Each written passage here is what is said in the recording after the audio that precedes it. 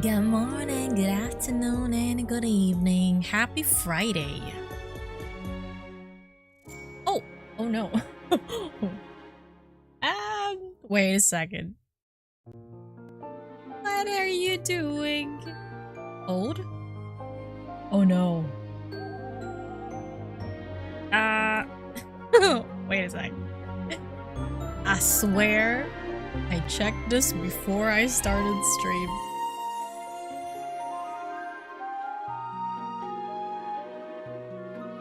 Give her a second, she's a little shy sometimes.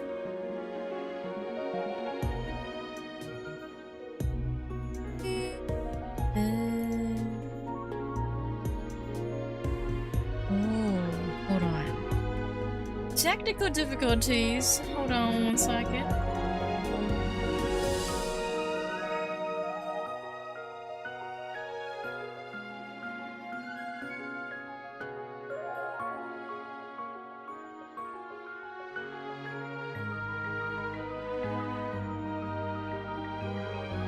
This camera need to stop playing. It does this all the time. I hate it. Hi everyone, good morning, good afternoon, and or good evening. Today we are going to be playing the last chapter of Death and Rebirth. I have my tissues ready. Well, she's actually just here chilling all the time, because one thing that I learned about playing games like visual novels or that have heavy plots, I guess, kind of like Honkai Impact, and, you know, Love and Deepspace, is that you need to have some tissues here just in case you end up tearing up. So we'll see why you guys have been telling me that I need some tissues at hand for this chapter. Let me take this out. Also, for the very first time, I got the Aurum Pass. I caved! I knew I was gonna need it, and I wanted to save up more for this summer. There's a lot of predictions going on. Like, was it like beach days? There's like a possible wedding banner where you're invited to someone else's wedding and you guys go as a date together. When you want to talk, you may talk to me all you want. Thank you, Zayn. You're so sweet. Stuff like that. So I was like, man, on top of Caleb's birthday coming up, I gotta go and buy the Aurum Pass. So that's what I did. I caved in, guys. She's a true Love and Deepspace player now. But what was I gonna say? I don't know. My mind is everywhere today, so I'm having a— oh, I forgot something. I forgot my heart rate monitor. Hold on. 1 sec. Pleasing others is unnecessary. Just do what you like.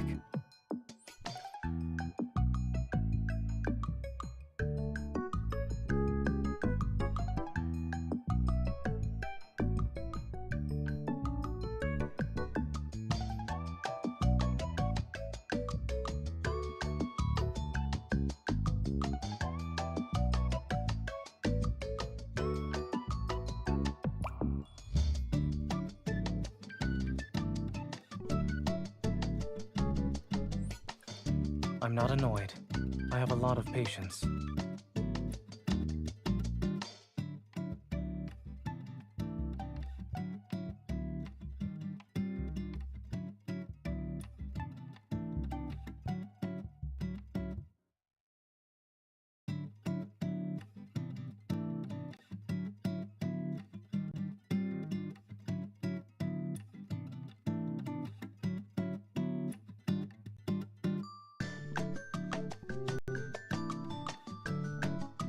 Oh, never mind. It's nice to spend some quiet time with each other. It's because I was muted. Whoops. But he always chooses this black outfit. He just loves this tone, I guess. That's his favorite color. Did he just make a pun? Yes, he did. Yes, he did. He's really just an unk in sheep's clothing, you know. Unk in sheep's clothing? What does that even mean? He sounds like— I made him sound like a predator. Wait, that's not what I meant. He just looks like an unk.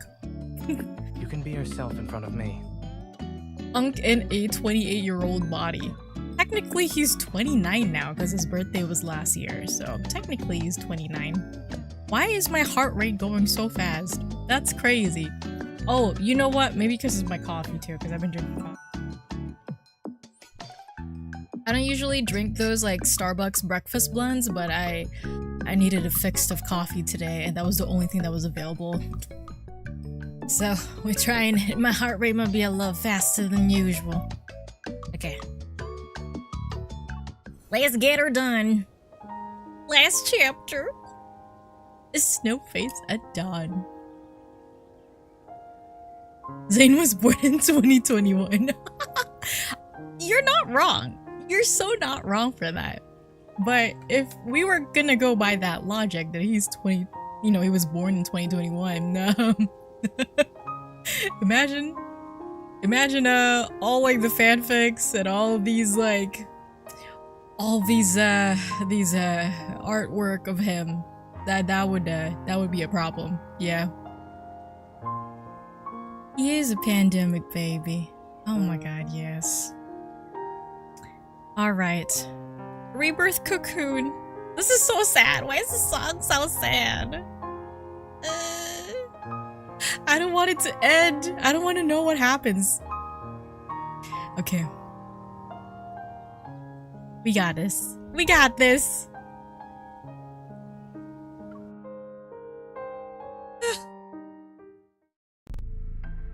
I also have like 3 lights on. One here, one right here, and one right here. And it is so hot, but like my what is it called? My English is so hard for me today. But my hands and my feet are so cold. So I have to wear a jacket even though it's so freaking hot. Like, I wish I could just wear socks and gloves, but wearing socks and gloves is so... It makes me... Like, I hate the feeling of it on my hands and my feet, but... So I end up just wearing a jacket. This does not relate to the story at all. I don't know. I'm just yapping. Yes, thank you, Ada. Thank you for always being here and supporting me as a Zane mate. Thank you. Okay, I also rewatched the part where we met Benedict for the very first time as a detective, and it is the same person, but it kind of slightly, he has a different tone as a detective, which I could have almost missed if he never said that he was the detective. I wouldn't have known.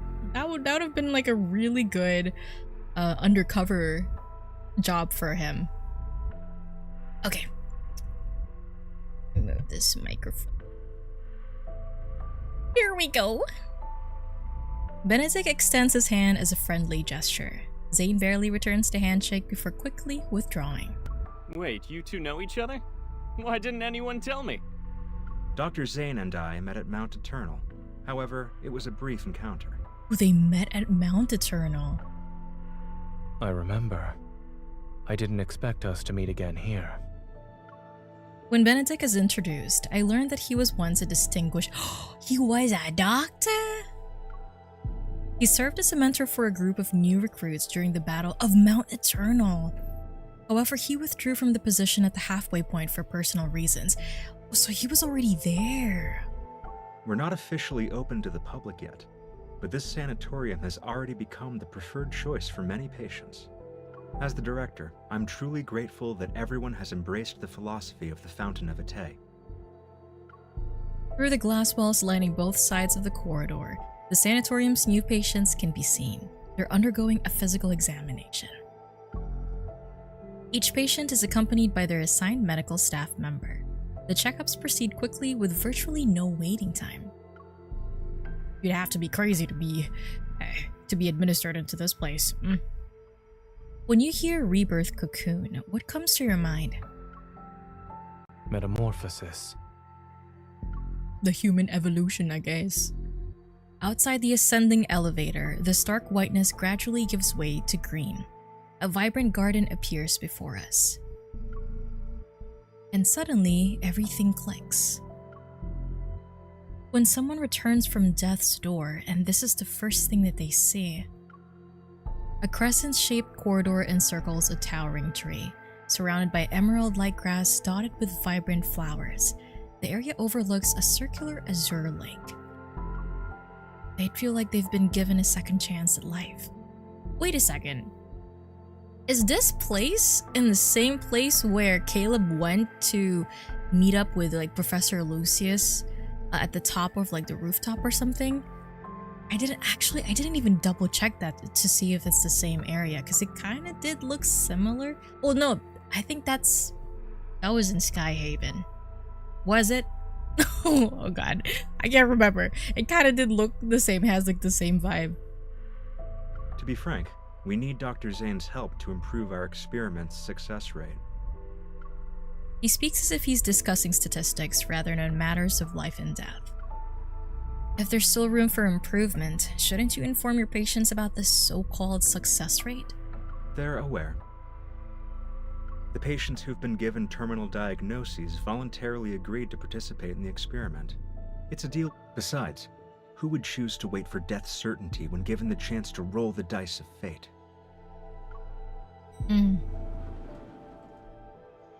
Third floor. Hello, Mir. As the elevator doors open, an unexpected gust makes me squint. Before me is an unfamiliar white corridor. It's empty and clean. The corridor is lined with separate rooms on both sides, and through their semi-transparent glass, I can see egg-shaped experimental pods. There it is. Here are the rebirth cocoons. Their mysterious nature has been revealed. Mounted on bases lined with energy circuits, they emit a gentle glow. It looks so futuristic. That's so crazy. Contrary to what we expected, Carter and Benedict seem quite willing to show us everything. Yet what we see feels like a meticulously crafted exhibition for the visitors. Right! The light bathes everything in soft, warm tones to create a sort of cocoon effect. Even the air filtration system can be adjusted to simulate different scents based on the... What? Every detail was made to spark a desire for life and create an illusion of truly being alive. Soft hum fills the air as fluorescent blue energy flows through the tubes and rapidly enters the chamber. Was it in the world underneath, or I don't think it was in the anecdotes, but they were talking about like blue, like when they said, what's it called? Go. They were talking about like a color of something. Blue energy, a fluorescent blue energy. And I think in the world underneath they were talking about like a red like flow of energy and a blue flow of energy in one of the research projects. I forgot which one it was, but I'm just like, is there a significance? I mean, probably there is a significance to that because that's literally the color of death and rebirth in the thumbnail, right?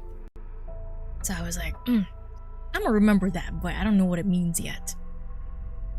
The connected monitor displays the rebirth cocoon's interior in real time. Inside, a young girl receiving treatment clutches her chest. She takes deep, labored breaths. Pain covers her already pale face as she breaks into a cold sweat. Her hands tremble and she soon starts convulsing. Seconds after the device activates, her breathing steadies at a remarkable rate. Her convulsions stop.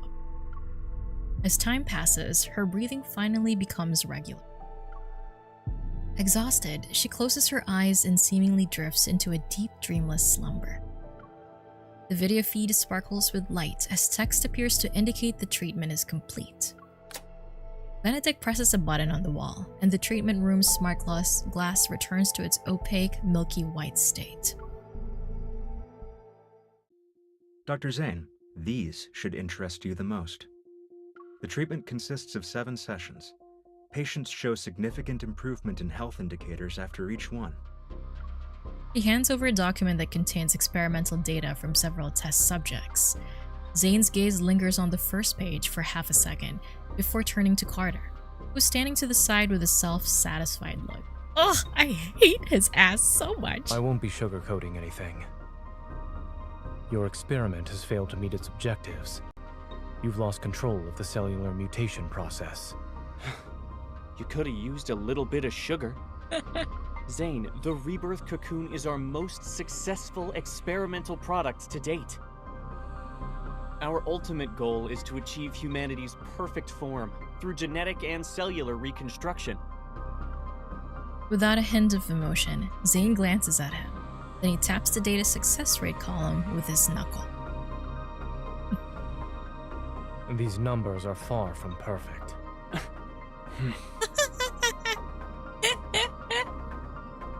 Someone's using his expertise well. As the creator of X-Art, I can tell you that your so-called success merely uses the existing technology to temporarily delay the disease's progression. And if it fails, there's a likely chance that the patients will transform. Then they'll begin to turn into wanderers.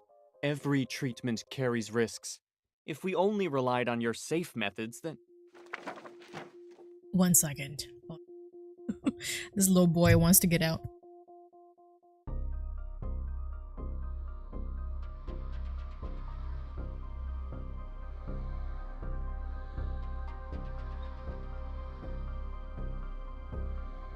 Zane's just eating him up. Right, yeah. Sugar for him? He needs the hard truth. Because if he doesn't, then he'll just be delusional his whole life and thinking that he's doing something good for the world.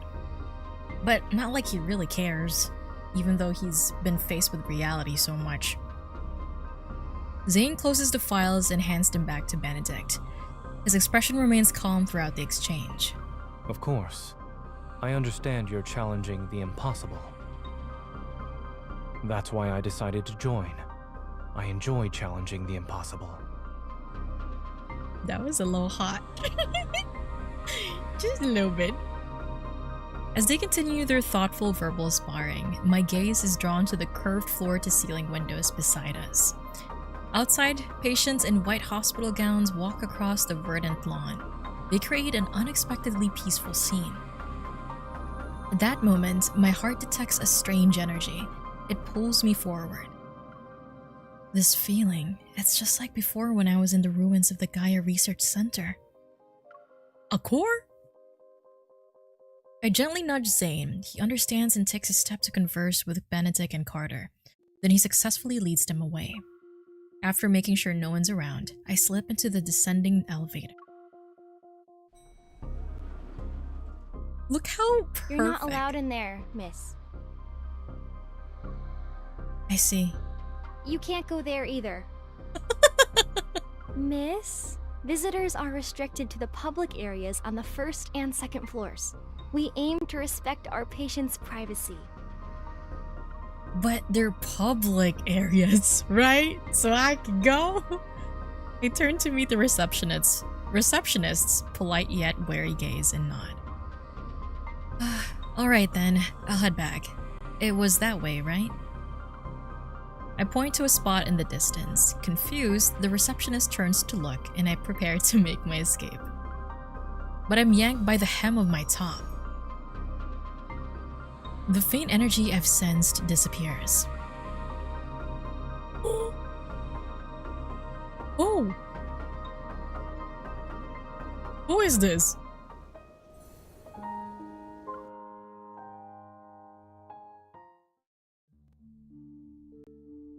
In the hallway, the receptionist has finally noticed my disappearance and is looking everywhere for me. Oh, someone's about to get fired! The sliding door closes. I turn around, cautious, only to find myself face to face with someone. You're the young lady who accompanied Dr. Zane. Miss Karen? Allow me to properly introduce myself. I'm Karen, a patient with Protocore syndrome. Oh, me too! A sliver of light from the outside filters through the Venetian blinds. It illuminates her gentle features. She extends her hand, thin yet steady, toward me. I politely return her handshake. I know you and Dr. Zane are here to investigate the Fountain of Vitae, or rather, the Rebirth Cocoon. However, the press conference for it is coming up, and you're not the only ones keeping an eye on things. You said exactly what I was thinking. Are you also undercover so you can gather information? She nods, but after a moment passes, she shakes her head. Sort of. My original reason for coming here was simple. I wanted to live. Isn't it strange? After all, I was a war correspondent who once risked everything on the battlefield. Yet, after returning to civilian life, I'm afraid of death. I even believed in far-fetched promises. When it comes to matters of life and death, I have no right to judge, let alone interfere with others' choices. Yet I also wondered if I were a patient, would I pin my hopes on this experiment despite knowing full well how absurd it is? That's a good question. I think if there was something that I still really wanted to do, or maybe if I really wanted to still live, because my mom or my parents would want me to live longer, I would cling on to life. But I think they would just want me to be free of pain. Like if I was actually sick and I was terminal, they would just want me to be free of my pain. Even though this experiment technically does give you another shot at life, you might have to go through everything that you've gone through, right? So I don't know. I feel like, just like Zane, if I can't prolong my life or like keep myself healthy anymore with medicine, then I'm a GG. I'm okay with GGing out. But that's just me.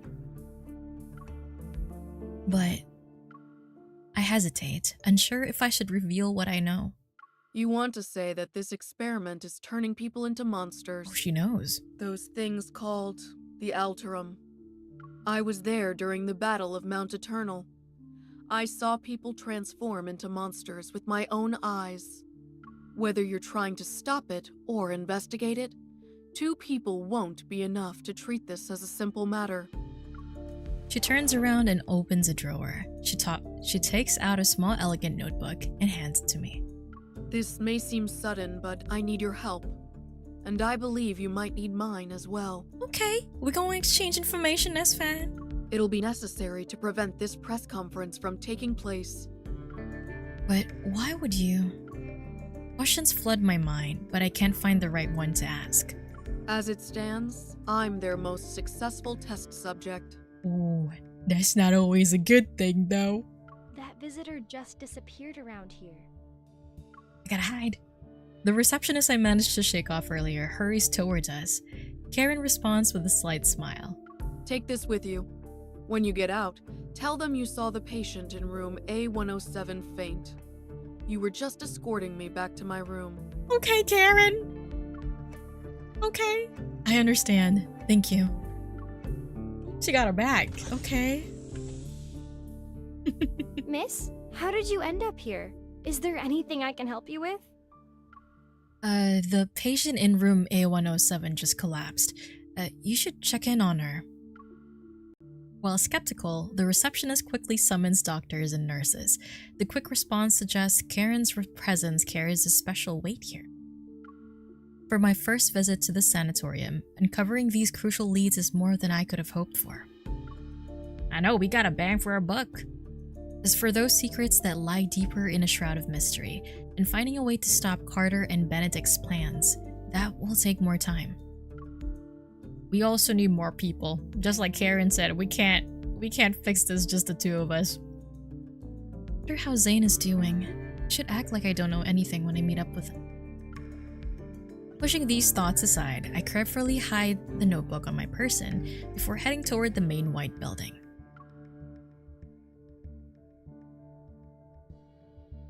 As the tour is about to end, Carter is once again urgently called away by his assistant. As the creator of Exhart, seeing your technology destroyed because of a momentary lapse in judgment. Okay, you see, he can do whatever he wants with this research project. Do you feel regret or disbelief? I had imagined both reactions, yet I see neither on your face. You must have been away from the operating room for too long, Mr. Benedict. You seem to have forgotten that showing emotions on one's face is the most ill-advisable thing a doctor can do. Oh, that's so true! Okay, this is such a subtle difference with his voice acting. I'm just yapping today, like so much, more than usual, but you could actually hear like he's kind of tense and he doesn't really like this. Like, he doesn't like this guy, doesn't like anything that's happening with those little breaths that he intakes in between his sentences. I love that shit. Benedict smiles and chooses to ignore the sarcasm. I'll be honest. I don't trust you, Dr. Zane. But no one else has your outstanding qualifications and experience. It's precisely why I want to bring you on board, even when I know you don't agree with our philosophy. Since you're being candid, Mr. Benedict, I'll also discard the pleasantries. Ooh. As I've said, I want to challenge the impossible. We each have something to gain, no? This collaboration could work.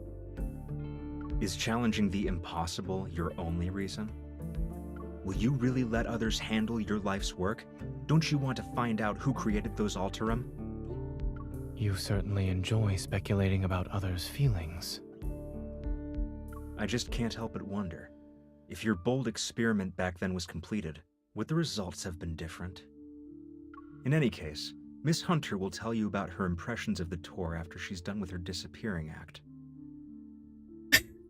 I mean, I guess that was we didn't do a good job being undercover here, but it's all right. We got what we wanted.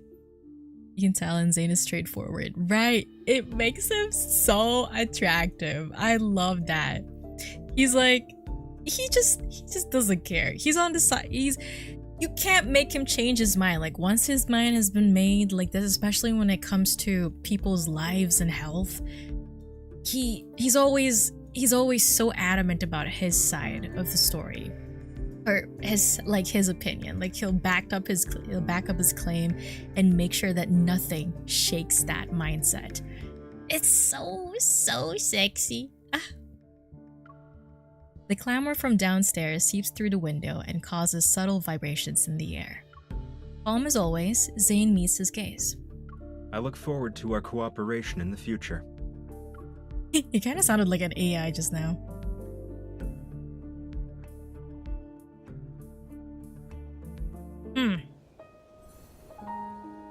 I can smell Benedict's nasty ass all the way from here. And just like that, our first tour comes to an end. After leaving the sanatorium, life with Zane seems to have returned to normal. The Infold writers were like, bet. Zane's life normal? Bet. Barely finding a moment's rest, he rushes between Oxo Hospital and the sanatorium. For the time being, Ever seems preoccupied with her grand vision with the Fountain of Atay. The leads related to the Ether Core have also gone cold. Meanwhile, Protocore Syndrome cases are multiplying at an incredible rate. Oxo Hospital's emergency room is constantly overwhelmed. Medical teams worldwide continue to test new treatments, but the results remain disappointingly ineffective. It's as if a deity somewhere in the cosmos, and uncertain about the world's fate, keeps listlessly rolling the dice again and again.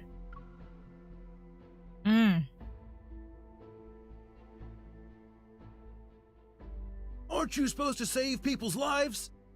My wife is critically ill and you're just letting her die. I thought this was Grayson's voice. I was like, okay, I agree. This voice actor really did change. Where's Dr. Zane? Isn't he the leading expert on Protocore Syndrome? Why can't he see us first? Oh no. Doctor, my child was perfectly fine yesterday. Why did the condition worsen? In the break room for the Division of Cardiac Surgery, the doctors and nurses can finally get a few minutes of rest. Exhausted, they slump into their chairs. We're humans, not gods. We want to take care of everyone too. Oh yeah, his voice actor really did change. Oh shit, and I can hear it now. In 3 days, Ever will officially unveil the Rebirth Cocoon at their press conference. It is designed to treat Protocore Syndrome. We interviewed Ms. Karen, one of the first patients who underwent this treatment. She will appear at the press conference. We might be witnessing a medical revolution. Only time will tell. Really nothing will happen to Karen, right? To Miss Karen? Everyone remains silent as they watch through the transparent partition in the door. From the corridor, they observe Sane's focused expression. Isn't Dr. Zane supposed to be on leave? Officially, maybe. I bet he's just busy with other projects. He is. Things just aren't the same without Dr. Zane here. Seeing him around makes me feel at ease. It doesn't matter how exhausted I am. Yvonne lets out a deep sigh and turns to open the storage cabinet. With practiced ease, she breaks 2 dietary glucose sticks to hand out to her colleagues behind her. Let's eat these and give it our all. Things are falling apart slowly. Like dominoes. Doctor, if I get sick, will I turn into a monster? No. Really? Will from the bed next to me said these crystals will eat us and turn us into big monsters.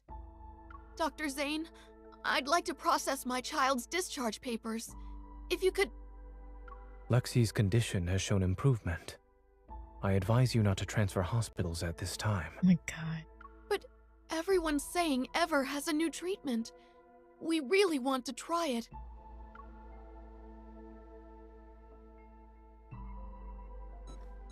Oh.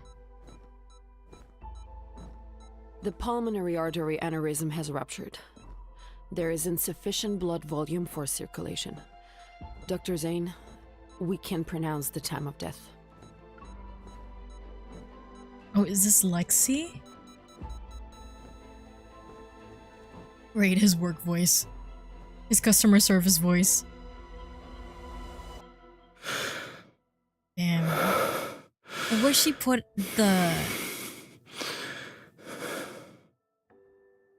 Time of death, 2:23 a.m. Notify the family. Her boy is going through so much. I wish they had shown like his surgeon, you know, like the scrubs that they use for surgery, but it's okay. It doesn't matter anyways, but damn. That was Lexi, right? Because they were just talking about how they wanted her to be discharged and not to be transferred. Was that her? Seems like he kind of is being pushed into a corner, like, hey, you just gotta go and agree and work with us, you know what I'm saying? I mean, technically he's working with them, but I don't think he's like actively working on the project itself. Using the wall to support himself, a teenager in a warm green hoodie staggers along. He stops to catch his breath after each step. Not sure if it's Lexi, okay. Every organ feels twisted and turned inside out. His nerves scream from the agony and pain. They threaten to rob him of his strength to stand. His vision blurs as he collapses against a wall. His arms shake uncontrollably as he tries to brace himself. Something races beneath his skin.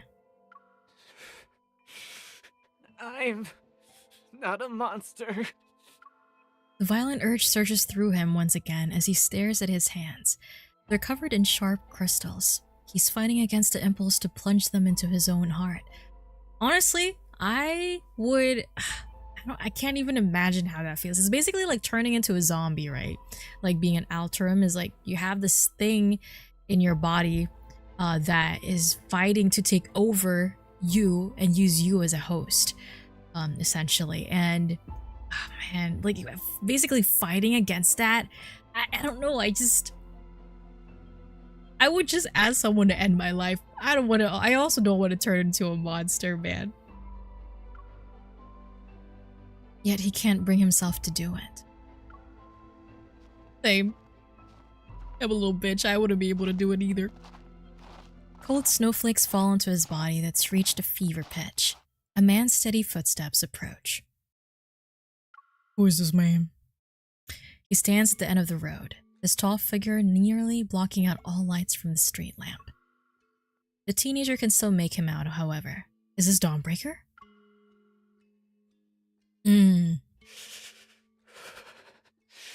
You're the killer. Or the doctor. We meet again. It would be so incredibly painful to... Hi, Em! Yeah, because it twists and turns and mutates your body into different positions or like different types of shapes. You know, it's terrible. So I don't know. I wouldn't want to experience that, man. This isn't a coincidence.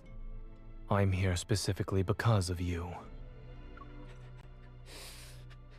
Is that so? Am I turning into a monster? He forces his eyes to close for a moment. Even his vision is starting to blur. The man clad in black slowly approaches him. The teen feels an unexpected sense of peace. I knew you'd save me. Just as something foreign bursts through his skin to strike at the man before him, the teen hears the crystalline sound of ice forming beside his ear. It'll be over soon. And they call this man a cold-blooded murderer? Look at him, he's giving peace to a lot of these folks.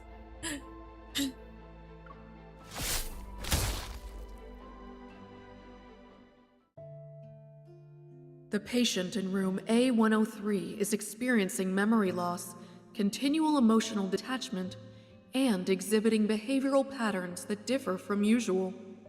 A103. 3 days after entering the rebirth cocoon, the boy from room A210 disappeared without a trace. Oh. No, that's not the same one. The patient from room A379 experienced a violent episode while awaiting treatment. Jesus Christ. The rebirth cocoon's performance has improved. I was chosen as the ideal test subject. They believe I'm the closest to success. Bruh, that kind of sounds like Caleb too. Like, I'm the best test subject. I will do this. Some zombie stuff it seems like a few seconds, but it sounds agonizing. That's right. It sounds really painful, plus the fact that you're waiting. Right, it's the anticipation of turning, and that is so scary because you also, it's kind of like you can't help yourself but to lunge towards someone and to attack them. And of course, like, imagine the trauma that you're also like placating to the people that you love or the people that you're around. And so if you want to not hurt your family and your friends, then you're gonna have to isolate yourself, and that adds into the depression and the anxiety that the isolation will give you. And just kind of like with Georgie, no one's gonna be spending time with you anymore. And that's why probably it hit me so much when he was saying like that no one has really, I mean, of course he wasn't a monster at this point. He wasn't really affected by this protocore syndrome at this point, but when he said that, you know, no one has really spent his birthday with him aside from his mom, and Zane was the very first one, it hit even more because you know that he's been isolated for quite a while now. I don't know, it's just so sad. It's a terrible way to go. And the fact that you can't choose this too, you can't avoid it either because you don't know when you're gonna get affected. It just, unlike zombies, you know, you can avoid zombies, but this one, if you're like exposed enough to protocores, then this could happen to you, right? The notes Karen gave me consist almost entirely of the observation reports and other test subjects. Her journalist's instincts made her distrust this research project from the start. She had already noticed something was off about it. This is... A worn, creased photo slips out from between the notebook pages. Its edges reveal the countless times it's been handled. In the photo, Karen is holding a little girl who's no more than 3 years old. Both of them are smiling at the camera. Is that her daughter? I quickly understand why she wants to live despite her doubts about this project.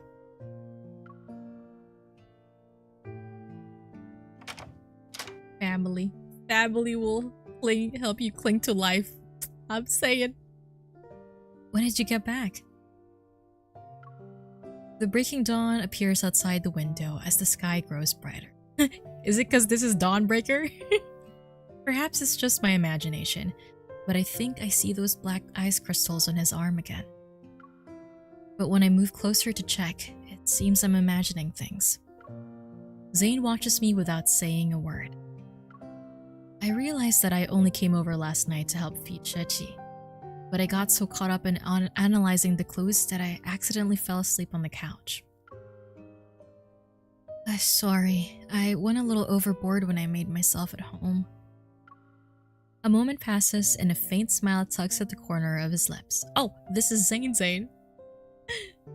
Right? Is there a passcode in this house that you don't know?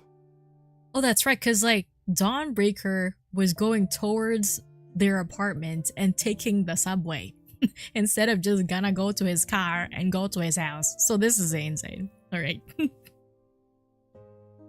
have a feeling they had paperwork they made them sign and they didn't really explain everything, right?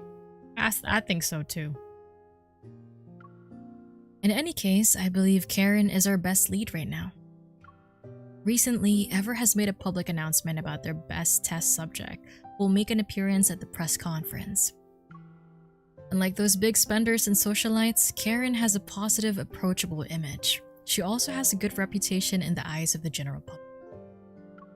They're trying to use her to build public support and convince more people to believe in their cause. Yep, someone that's relatable, someone that feels approachable is always the best person to put up there as like your representative. By giving me these notes, she probably hopes I'll help her stop the press conference. Oh, you're right.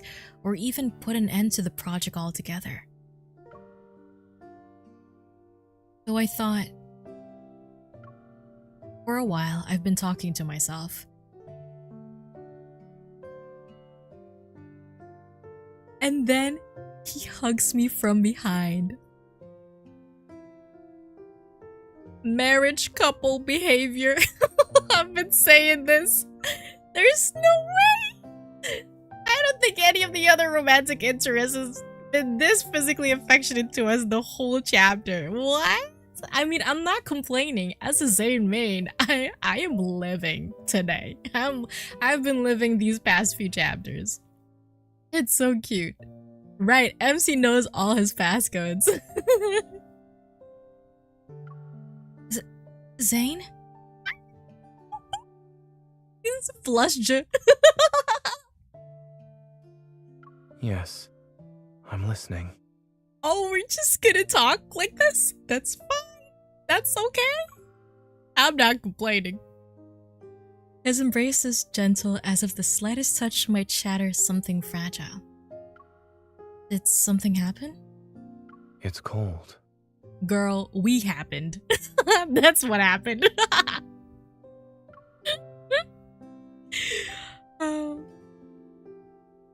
But like I said, they're feeding us all these physically affectionate moments with Zane. I know something's about to go down at the end of this chapter. There's no fucking way. They're giving us so much sweets and sugar, you know, making us, trying to distract us from what's about to happen. I know it. I freaking know it.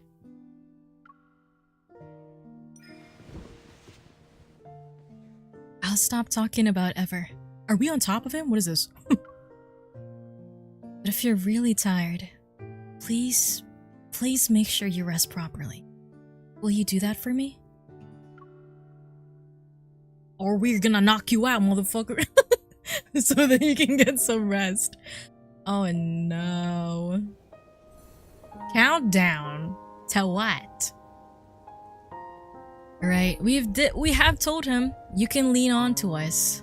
We're always gonna be here, you know, and help him out. It's like his mom's work didn't even disclose that they were being exposed to it, which is insane. I think, I'm pretty sure there was like an anime. Oh, Solo Leveling. Solo Leveling is like one of the more recent animes where if you are, there's like a sickness, the sleepness, the medical illness where they go to sleep if they're exposed to too much magic and their body isn't able to adapt to the increasing amounts of magic or mana, I guess, around the area. And they basically go to a coma. They fall into a coma. So the exposure to protocore technology is kind of has like the same type of, I guess, like effect to people, but instead of putting them to sleep, they turn into monsters gradually. Hi, Paper! It's okay. Thank you for dropping by.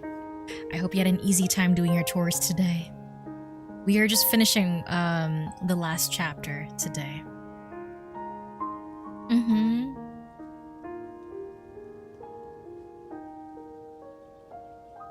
Yes. Girl. I'm scared. There are less than 36 hours remaining until the press conference for the Fountain of Ate. Before returning to the sanatorium to stop it, Zane and I quickly come up with a plan. Just the two of us? We can't do it like this. We need more people. Gotta hit up Caleb right now. We need some Caleb. Well, honestly, Silas. Honestly, everyone. Put Raphael and Xavier on the line. I know they don't mind skipping whatever they're doing right now. Just so that we all hate Ever, okay? Why are we doing this alone? Just the two of us. I need to approach Miss Karen again to figure out a surefire way. Meanwhile, Zane, who already has connected with the core researchers, will cover for me. Whether it's diseases, wanderers, or the Alterum, they all stem from humanity's instinctive fear of things beyond their control. That's right. The deeper this fear takes root, the more likely people are to mistake absurdity for miracles. Ain't that the truth? And whenever appears as a savior, they will gain a congregation of devoted followers. And that's how you make a cult, Your Honor. That's how they end up manifesting into this world. Zane, the energy source I detected wasn't my imagination. I'm still not confident in utilizing the spatium core, but another visit might help us discover something new.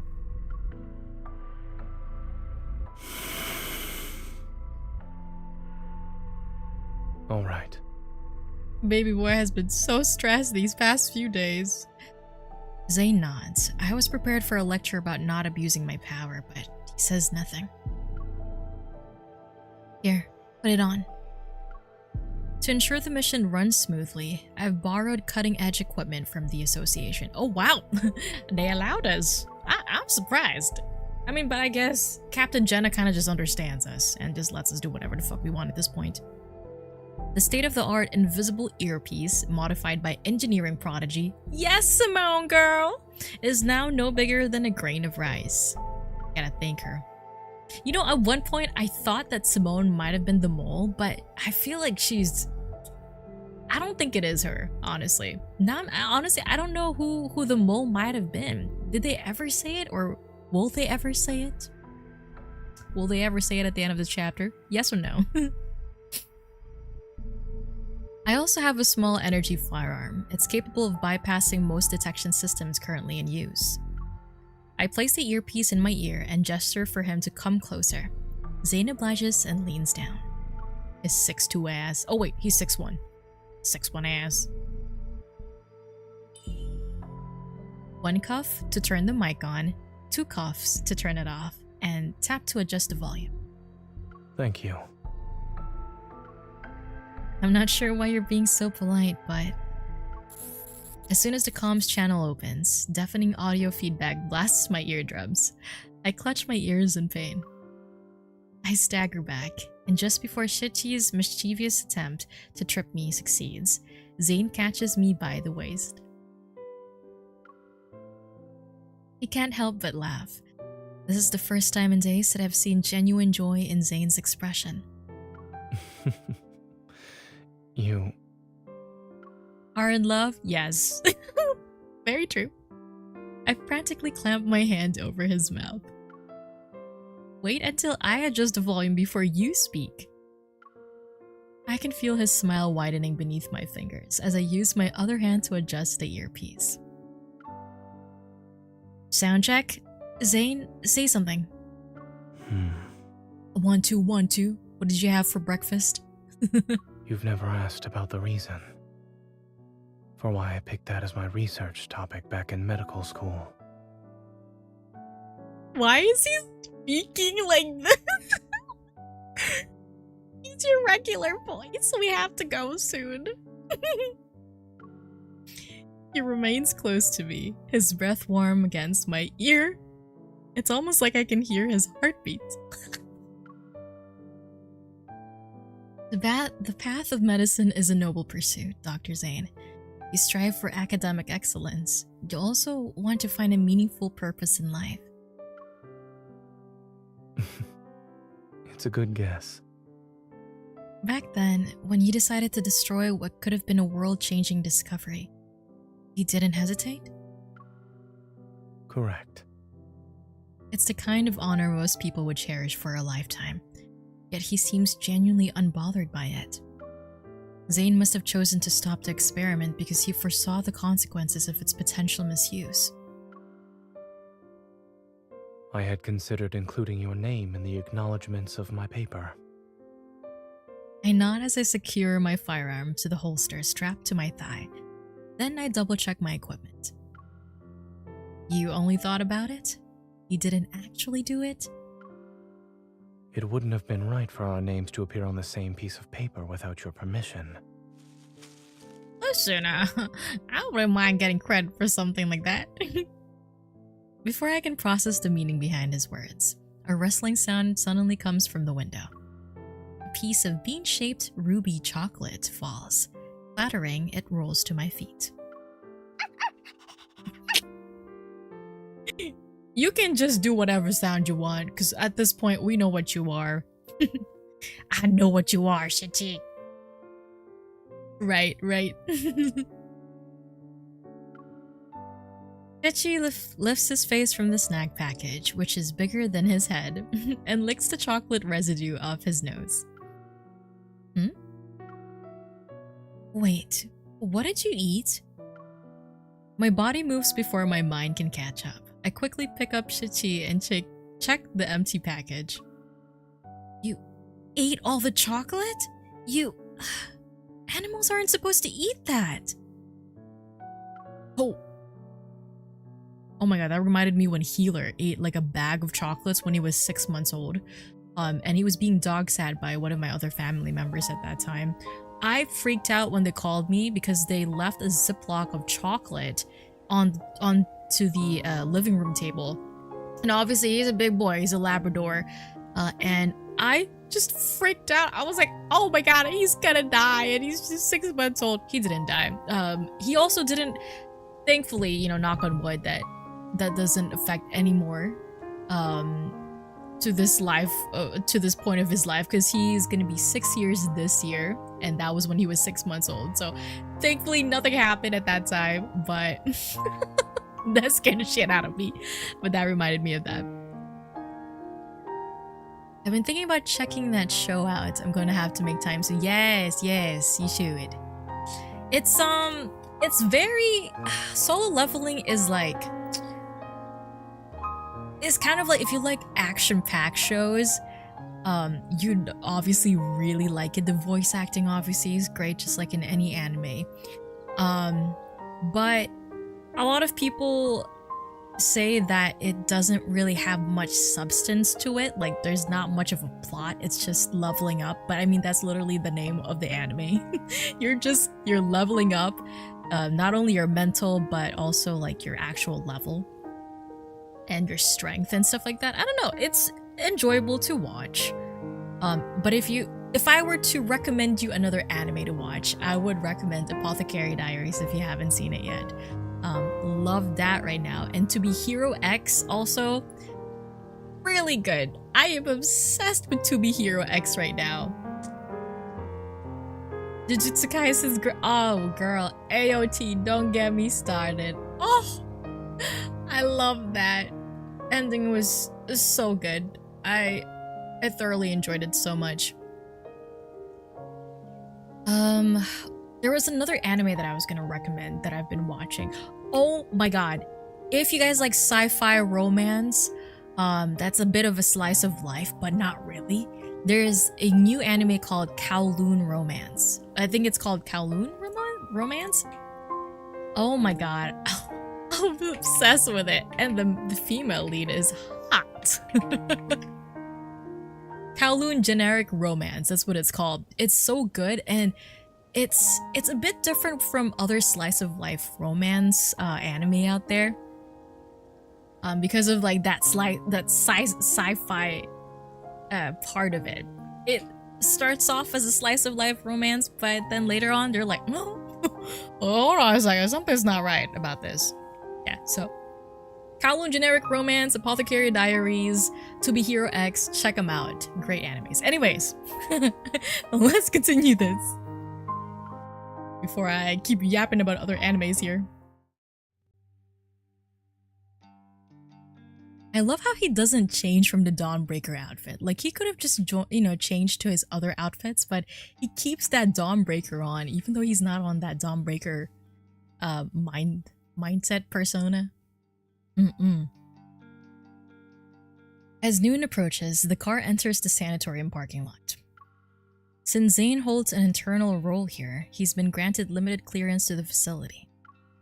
I plan to slip in while he keeps the receptionist distracted. Safety first. Sir, you too. He doesn't look back when he leaves, but he subtly raises his hand for a quick high five as our position shielded from view. With my biosignature concealed, the omnipresent security camera scan doesn't trigger anything. Their red indicators blink before moving on. Dimitri might be crazy, but I have to admit, the ID camouflage chip he gave me is really useful. So we still have it. Oh, I see. The lush trees and flower beds scattered throughout the sanatorium provide the perfect cover. I actually like that they brought back an item that we had from a previous chapter, kind of just like, reminding you that these stories are linked together. I love that. Dodging staff members in the courtyard, I make my way to room A107 from memory. That's where Karen is. The staff will change shifts at approximately 12 p.m. There's a small window of time. To be more specific, there's a small window of time where no one checks the rooms.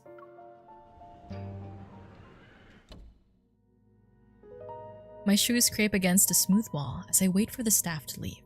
Once they're gone, I slip in through the window. Karen's eyes widen slightly at my entrance, but she remains quiet. Sorry, with the press conference coming up, they tightened security. I could only use this method to visit. I expected as much. You're clever for figuring out how to find the perfect moment. I understood the message you sent when you gave me those notes. That's why I'm here. Are you really going to give up? If we take this chance, you might actually have a shot at making a full recovery. Karen shakes her head. After surviving so many close calls on the battlefield, I'd say death has already been more than generous.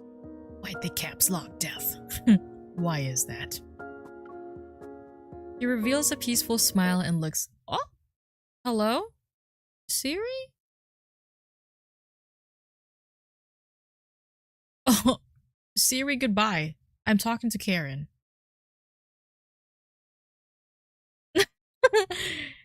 I don't want to call anyone. Stop. Goodbye.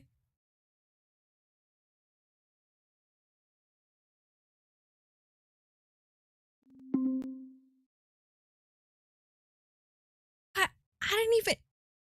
Siri, please. Good night. Good night. Good night.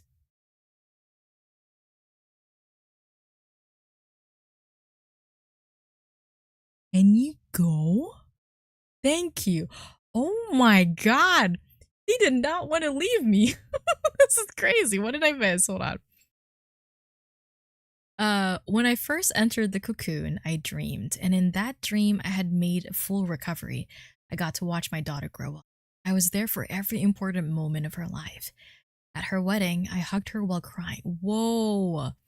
But the face reflected in her eyes was unmistakably that of a horrifying monster. Her gaze dims outside the window, a butterfly, drawn to the artificial flowers in the vase, crashes against the glass again and again. They're also having dreams. Georgie also kept having dreams, I think, right? He said he kept having dreams about some stuff. Kind of like the future. Did we Did they talk about butterflies in the anecdotes? I can't remember. There was so much that we read yesterday. Right, they want in on the story too. Her gaze dims. Outside the window, a butterfly drawn to the artificial flowers in the vase crashes against the glass again and again. When I came to my senses, I realized I wasn't hugging her. My hands were around her throat. That's what I'm saying. That's crazy. Oh my god. I only wanted to hug her. So why did I make her cry? That is so crazy. Yo, just shoot me at that point. Nah, I can't trust myself.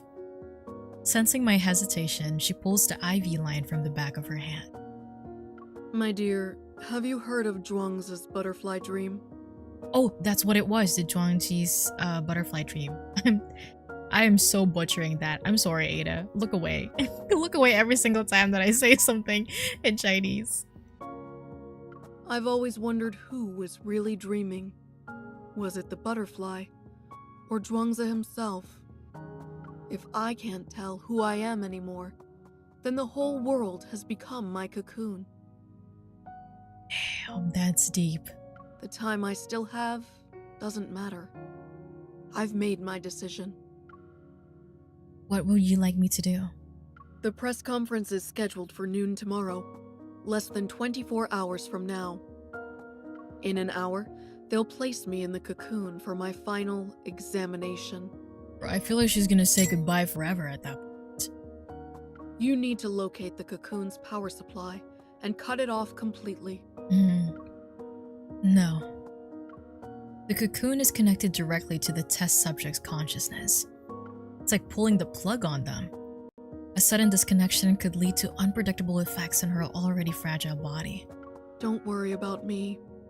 I'm prepared to face the consequences. Yeah, but how about your kid, man? Finding a suitable test subject like me isn't easy. Trust me, this is the best way to stop them. You know, side note, not really a side note, but just like a thought that just came out of my mind right now. I'm really surprised that Zane's parents aren't in any kind of drama or trouble. Like, they're just having a good old trip somewhere around the world. Like, they're having a good old time. Like, sometimes, like, you know, in other animes or other manhwas or whatever other stories, if your parents are doctors, then they might have either A, sacrificed themselves and are already dead, or B, they're in some kind of shit. Like, one of the parents is part of a really toxic experiment, like whatever is doing, and they end up doing some stuff that they've regretted. So now they're getting the main character to help them out and defeat this very terrible research group. Some shit like that. So I'm surprised that his parents are just like, hey Zane, we're in this place right now. Like, what would you like here for, and your girlfriend or, you know, friend, whatever. What would you guys like for us to bring you back or send you guys back? It's so good. Like, very healthy. It's very healthy family dynamics. I love it. I'll find a way to get you out of there. Even if you could carry me, my body wouldn't survive a strenuous escape. Then I'ma go and piggyback you. I'm a strong girl. You know, she's right. Once the guard shift ends, they'll quickly discover their most important patient has disappeared. Every exit in the sanatorium will be sealed off by then. If this is to be my final battleground, then you must help me. Please. I understand. After leaving room A107, I move quickly without any hesitation and stay out of sight. Did you hear? Patient A379 suddenly lost control and became violent just now. It's fine. Dr. Carter said that was normal.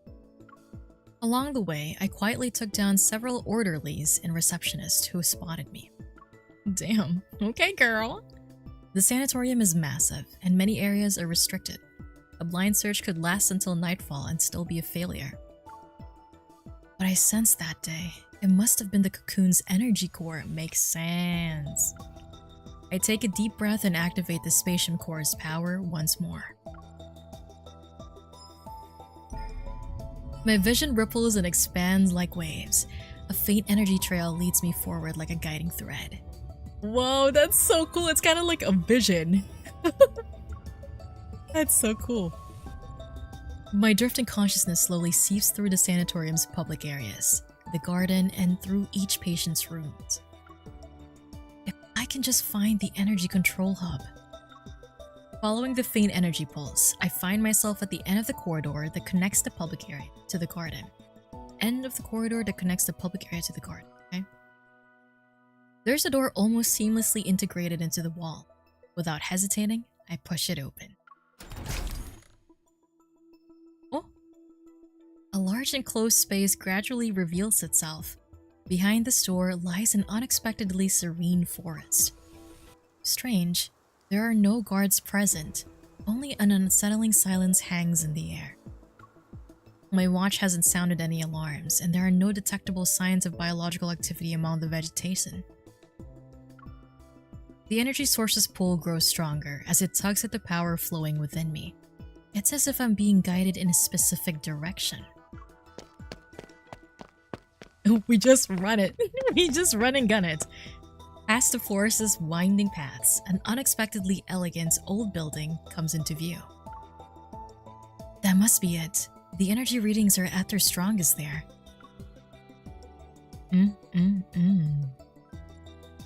Hopefully nothing bad happens. We found the heart, the core of the thing. The cocoon. Surely nothing bad is gonna happen. Thank you for being understanding. Zane's parents are such warm and silly parents. I know. That's what I was gonna say. Maybe they just... I was gonna say it too. Like, it did look like Starfall Forest. But I think they just reused the picture because sometimes they do reuse like photos for certain scenarios in the story. So I didn't want to be like, is this place? With Zane's help these past few days, we're here. What happened? The cocoon's data and performance have shown improvement. Carter isn't... I don't like this music, guys. I don't like it one bit. Carter is in high spirits. He genuinely believes his junior has switched to the dark side. No, has finally seen the light. I remember you were sitting right next to me when we talked for the first time. Do you want to join my research team? Before that, we all thought you were just some stuck-up child prodigy. Dr. Noah used to say that one person can go fast, but a group can go far. Besides, your theoretical research was undeniably superior. A look of surprise appears on Carter's face. Back then, you were the youngest and quietest out of everyone. Who knew you'd be the most forward-thinking, boldest student in the lab? You went ahead and performed what we didn't dare to imagine. And you'd pose what we didn't dare to ask to the most distinguished of professors, until they were left speechless. Walking and talking as they pass through the streamlined skywalk, the two soon arrive at the sanatorium's central platform. As dusk approaches, light filters through the hemispherical dome like delicate silk. It bathes the courtyard in soft, warm hues. I understand that Ever wants to use tomorrow's press conference to improve the Fountain of Atay's credibility. But the rebirth cocoon still needs to be further developed. It's not ready to be revealed to the public. Why not? We've prepared the best testing equipment, and all the data will be presented to the public in the most accessible format. Besides, we already have a suitable candidate for a public demonstration. He turns to Zane and his voice becomes more eager. Zane, do you remember what I asked you the night Exhart succeeded? I asked if you wanted to change the world with me. Carter turns to survey the crowd in the garden below, his figure reminiscent of a smug creator gazing upon their creation. We stand at the center of all our achievements. I assure you that success is within our grasp. He's not here for the success, man. What exactly do you mean by success? Are you talking about unpredictable success rates? Or how quickly you dispose of your defective specimens when they fail? Ooh, you need some eyes for that. You good, bro? The smile on Carter's face freezes, then it slowly disappears. In the past, they were patients you fought desperately to save. Thanks for the reminder. I almost forgot how pathetically incompetent I used to be. Why is it that when I was a powerless doctor, the lives lost under my care were somehow forgivable? But when I strive to be a pioneer, you suddenly care about the injustice done to those who are already destined to die. It's about the reasoning behind your actions, young man. Like, you know, as someone who has a medical degree, you would think that you would be using your, you know, this, you would be using this. This is crazy. What? When did you become such a coward, Zane? That incident at Mount Eternal? I'm about to fight this motherfucker. Oh my god. Let me rephrase that. You've always been better at confronting death compared to me.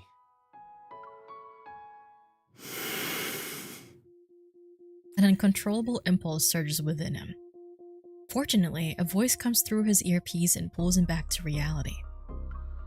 Zane, I found the location with the strongest energy signatures. Just in case, if you can get clearance from either Carter or Benedict. Zane composes himself, discreetly tapping the area near his ear as acknowledgement. He looks at Carter. Pressing a finger against his chest, Carter's icy stare lands on Zane. His mocking tone from earlier vanishes. The heart beating in my chest belongs to someone else. I can't live an insignificant life. I hate him. Zane, I understand the meaning of death far better than you do. Oh? If these sacrifices are necessary, then so be it. Bro looked away. He's like, I'm done with this conversation. We're about to solve humanity's greatest dilemma, and you're still too young. His limbs are forcefully frozen to the wall. He was gearing up for that. Did you see the side glances that he was doing? He was bombastic side-eyeing. He was like, when is this motherfucker gonna shut up? Boom. Oh my gosh, it's so funny. Your surveillance camera frees just as they turn, and the red indicators go dark. You? Zane, you dare to freeze me? The statute of limitations hasn't expired yet for your academic plagiarism. Bring up the past. Let's go, Zane. Zane used petty. Carter's briefly freed hand is sealed in an ice once again, and his frantic struggling is frozen as an awkward, rigid pose. You can't be serious. You're bringing this up now? The end justifies the means. Let me go! It was a joke. But I need you to stay still for a while, Carter. Oh my god, I love his humor so much. Are you planning to destroy the cocoon or cut off its power supply? The sanatorium has 6 independent operating systems. Pulling the plug won't be possible. If this place allows someone with malicious intent like me to freely come and go, then that just shows how confident all of you are. What are you actually trying to do? Carter glares at him. His junior... Look at his crossed arm. His junior pauses thoughtfully before calmly shaking his head. I won't tell you this time, Carter. I have a more trustworthy colleague to work with now. You didn't come here alone this time. What's that girl up to? This is murder! You're taking away these patients' only chance at survival! Zane, you ungrateful traitor! You might be smart, but you're weak and short-sighted. Security! Y'all hear something? Must have been the wind. Another layer of ice appears to seal his mouth shut. You said this place was perfect for heart-to-heart conversations, since no one would disturb us. Damn right. I'm afraid you'll have to stay frozen for a while. You're so hot for that. Carter, you're not doing this to save lives. Nor are you doing it to save humanity. Everything you've done is to merely fill the emptiness and soothe the fear you have when confronting death. That's right. Zane takes out a palm-sized access card from Carter's pocket. Zane's gaze doesn't meet his. It lands on Carter's heart instead. I doubt the heart's donor wants it beating in the chest of an executioner. Oof.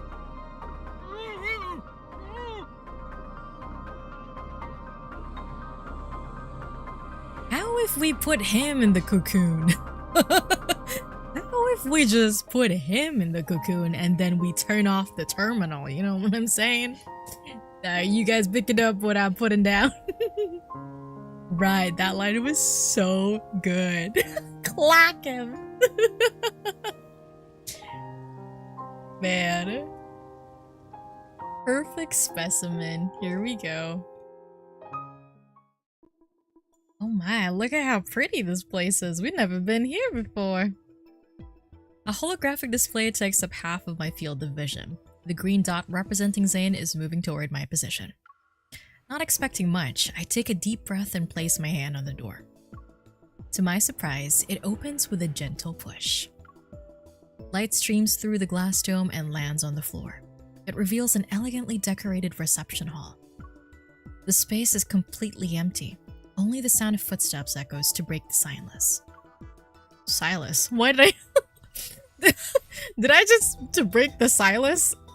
To break the silence. Jesus. Okay. The brain rot is clearly getting to me. Zane, I've sent you the coordinates. That's where the energy core is. Don't worry. I'm just... As soon as my hand touches the railing for the staircase going up, the scene before me flickers and vanishes. The comms channel is dead. I pull my hand away and take half a step back. I turn as colors fade.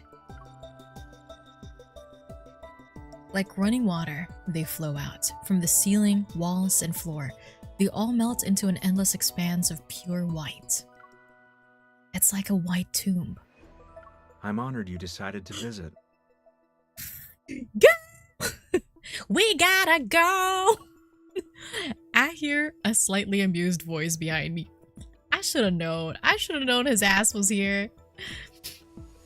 I whirl around to find Benedict standing in the middle of the reception hall. I'm not sure when he appeared. While I'm startled, I need to look composed right now.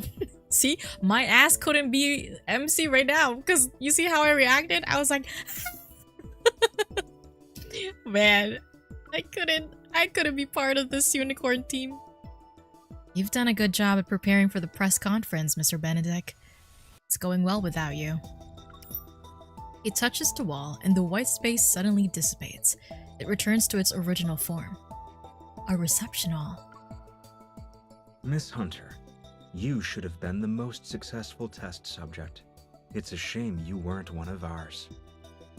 After all, every experiment here exists for one purpose: to create beings just like you. Listen, my boyfriends, plural, would never let you, would never allow you to make me your experiment anyways, even if I allowed myself to become one. A gunshot explodes in the empty reception hall. I'm tired of hearing you people talk about the same thing. Let's skip the formalities and get to fighting. Just as the bullet approaches him, crystal shards suddenly burst from his arm to pulverize the projectile. Oh, right. I forgot to mention something. I'm one of the cocoon's successful specimens. Well, you could have said that earlier. I quickly switch out the regular bullets in my magazine for energy rounds designed to fight wanderers. Then I shoot at him. But Benedict seems to have anticipated this. At his signal, several shadowy figures surge forth from darkness. Several Altera move with inhuman speed. Like savage beasts, they lunged toward me. You're calling for backup already? Guess you aren't really a successful specimen. Quickly stepping to the side and spinning, I dodged in the nick of time. The Alterum crashed into one another. Damn! Okay, we got moves. I don't plan on dragging this fight out. Zane will be here soon. Finding the energy core's location is the highest priority. I activate the spatium core's sensing ability again. There's a faint energy signature coming from the top floor of the building. And then, everything before my eyes becomes indistinguishable once again. As the light shifts and wavers, thick fog appears from out of nowhere. It rolls in and blurs even the faces of the Alterum. Oh no. Play with them for a while. Hi, Midori. My senses stop working, and my vision is plunged into an endless void. Overwhelming dizziness washes over me. Desperate, I try to stay conscious in spite of the vertigo, but my legs give out and I collapse onto the cold floor. I know I've reached my limit. Just before I lose consciousness, the sounds around me fade. In the void, I feel someone firmly grab my wrist. The churning sensation of instability vanishes when I open my eyes. Are you okay? Where does it hurt? My ego hurts. He got me. Under the flickering lights, I can barely make out Zane's worried expressions. Before I can say I'm fine, a searing pain erupts from my chest and flows through my entire body. I press my hand against my chest, but the physical pressure does nothing to ease the pain. Stop trying to sense it. You look pale. I grab his hand. Gritting my teeth, I tell Zane everything that just happened. After them! Where did they go? Don't speak. Keep your breathing steady. Zane quickly surveys our surroundings. He pulls my arm over his shoulder and helps me walk. It's not there. Go straight. Past that barrier. We pass through the wall. The Alterum are right behind us, but it seems they were fooled by the elusive hologram. Thankfully, this space hasn't been warped. Zane pulls me into an empty room and slams the door. Ice covers it, but the Alterum have us cornered. They claw at the frost and create this sharp, grating sound. Ugh! Everything in front of me blurs into patches of color. I try to grab Zane's hand again, but my strength fails me. My hand weakly slides down his sleeve. We about to pass the fuck out? Here we go. Sir, please. Zane? Why am I tied up? Why are we tied up? It's done.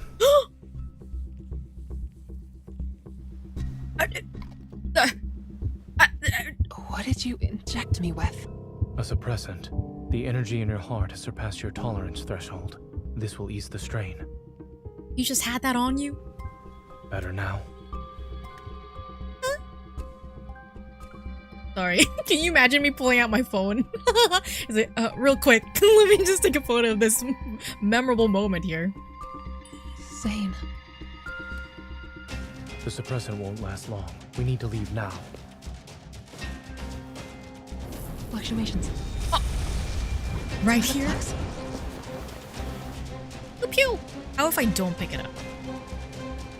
Oh, we gotta do our job. Okay, we are on the clock. Oh, but we won't be able to be strong. Look out.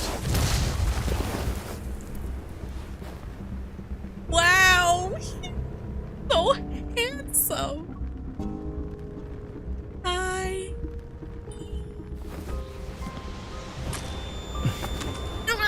Fire.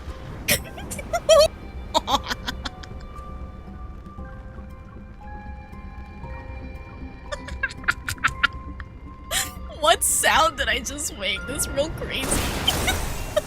Oh, you're still here. How's life? Are we gonna be able to see him? chess! The chess! Oh, it's showtime. Of course we would survive. Oh, I got his foot. If you take another step, I can't guarantee you'll get out of this alive. Dr. Zane, a hunter firearm can't kill a human, but a wanderer can. Oh my god, he looks majestic. Look at him.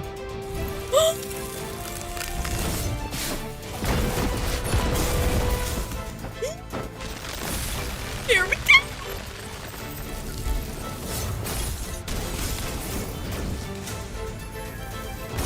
Oh, that's so hot. Let me do my pew pew. Oh, I'll jump too. I'm jumping. I'm jumping. Yes, girl. Fuck it up. Ah, shit. Oh, we're so cool. Power couple. Oh, I got you back. I got you back, bro. If that's it, then he underestimated us. Watch your heart. 30% of your evil should do. Okay.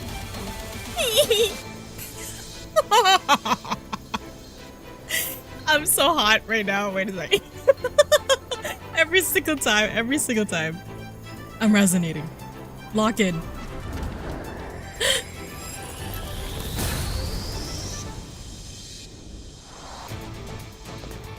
In your case. Oh, that's hot. Oh, that's so. Oh, fuck. The cure is extreme measures.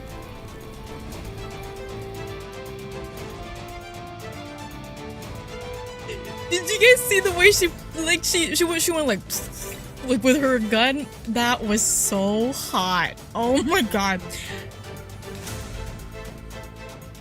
The music is so good. What's going on? This is so good. Ooh, it's so hot. Wow. Wow. I have to rewatch that again, guys. This is crazy. I was so overwhelmed by everything, so I might have to replay it again. No, I just stopped the music. Let's see who's a successful specimen. Alterum Benedict. Benedict. Be ready for its next move. It's your turn. No problem. We're using Dawnbreaker. Look at this. What? That was fast. So were you. Things are getting more challenging now. Oh, that was my fault. That was so my fault. Benedict is attempting trapping. I'll show you. I didn't read what he said. Guys, hold on a second. Keep your distance. Consider it a challenge. Don't drag this out. But we're using Dawnbreaker even though Zane is in control of his body right now, huh? It recovered. Interesting. I guess that shouldn't have, should have surprised me because he was wearing his outfit the whole time. Find real Phantom? You won't escape. With our combined strength. Oh, I guess it's this one. Oh, nope. Seize this chance. Feel like we were on the wrong one. Keep your distance. Oh well, it's okay. We're doing this for the plot.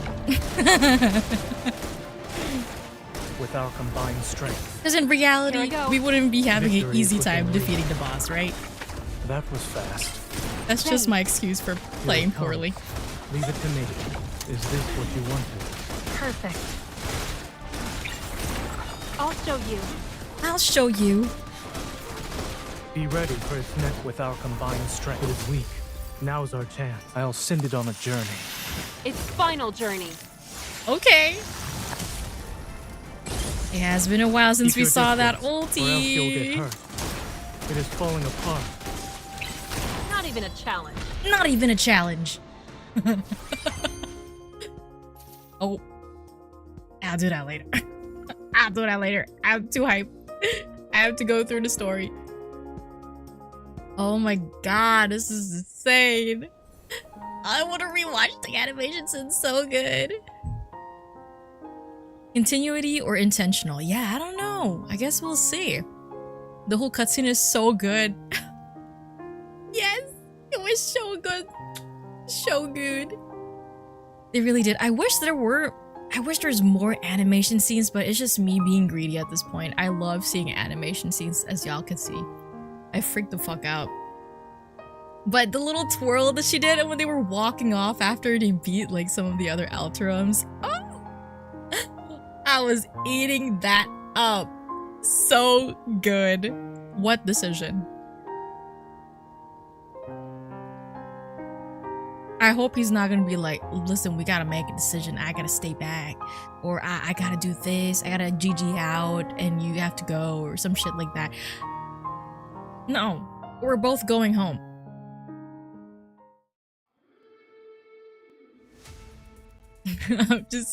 I'm preparing myself.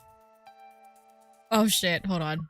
I fat fingered that one. After using up almost all of my ammunition, the Wanderer finally crashes to the ground, but this isn't the end. The sound of regenerating flesh echoes throughout the building as the crystals on its body rapidly retract. It's as if they're being devoured. The sound— oh, okay, that's what I said. In just a few seconds, the Wanderer has completely regenerated and takes on Benedict's appearance. Wait for an opening first, then we'll retreat. There's no point in continuing this fight. Right, he just keeps on respawning. Zane is right. Benedict isn't our primary target right now. Just now, something about Zane seemed off. The flash of black crystal, the killing intent. Oh. Yep, it's Dawnbreaker. But it was blue. His eyes were like, during the cutscenes, it was blue, but during the, our fight scenes, our battle, it was black. But now, something's off about him. Something is going on. I fire my last bullet at Benedict as a grayish-white mist fills the reception hall. Here's another good example of my seamless coordination with Zane. Now's our chance. Go. We're going. With the Alterum at our heels, I lead Zane toward the strongest energy signature I remember sensing in this building. Have you noticed how the Alterum are getting stronger? They're practically like living weapons. Could it be that after their consciousness are eroded, these failed test subjects are turned into tools that can be commanded? After taking down another Alterum that tried to attack us, I run toward a corner. The strongest energy signature was right behind the door. Huh? Where's the door? Watch out. As Frost immobilizes the guard who tried to ambush us, Zane stands back to back with me. Both of us are on high alert. Part of the layout has changed again. If this place is a projection, then changing the layout would be the quickest way to hide the energy core's location. Ugh, this is so annoying. I have to find the energy signatures again. Remember to not let your energy overload your heart. I don't have any more stabilizing injections. Okay. Speaking of which, where did you get the one you gave me? Knowing how a certain Miss Hunter tends to overuse her evil, I came prepared. Hehe. When you restrained me earlier? It was because you were too strong. Damn, really now? Wow. Oh. I place my hand on the wall. Energy surges through my veins as my sensing ability is magnified. The location becomes clearer. I'm certain the energy core is being held on the top floor. Follow me. Follow me. I found it. Follow me. We're going. The last Alterum is knocked down to the area below. Only me and Zane are on the top floor. At the end of the cold white corridor stands a single door. It's as if our only option is to move forward. This is it. Zane and I exchange a quick glance before swiping Carter's ID card against the scanner. Welcome to the Energy Core Control Room, Dr. Carter.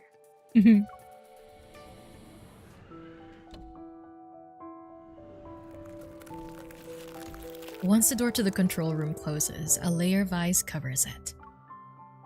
Thick cables run across the area, and they all converge on the central energy pillar that emits a luminescent blue light. It's being powered by a protocore. In all of its glory, this is Ever's crown jewel in the industry of protocore technology. If the energy pillar is destroyed, all ongoing experiments will immediately cease. In other words, Karen, who is currently undergoing an examination, will remain trapped in her cocoon. It could potentially cause irreversible damage to her body. This is the decision. Are you worried she might regret her decision? Maybe.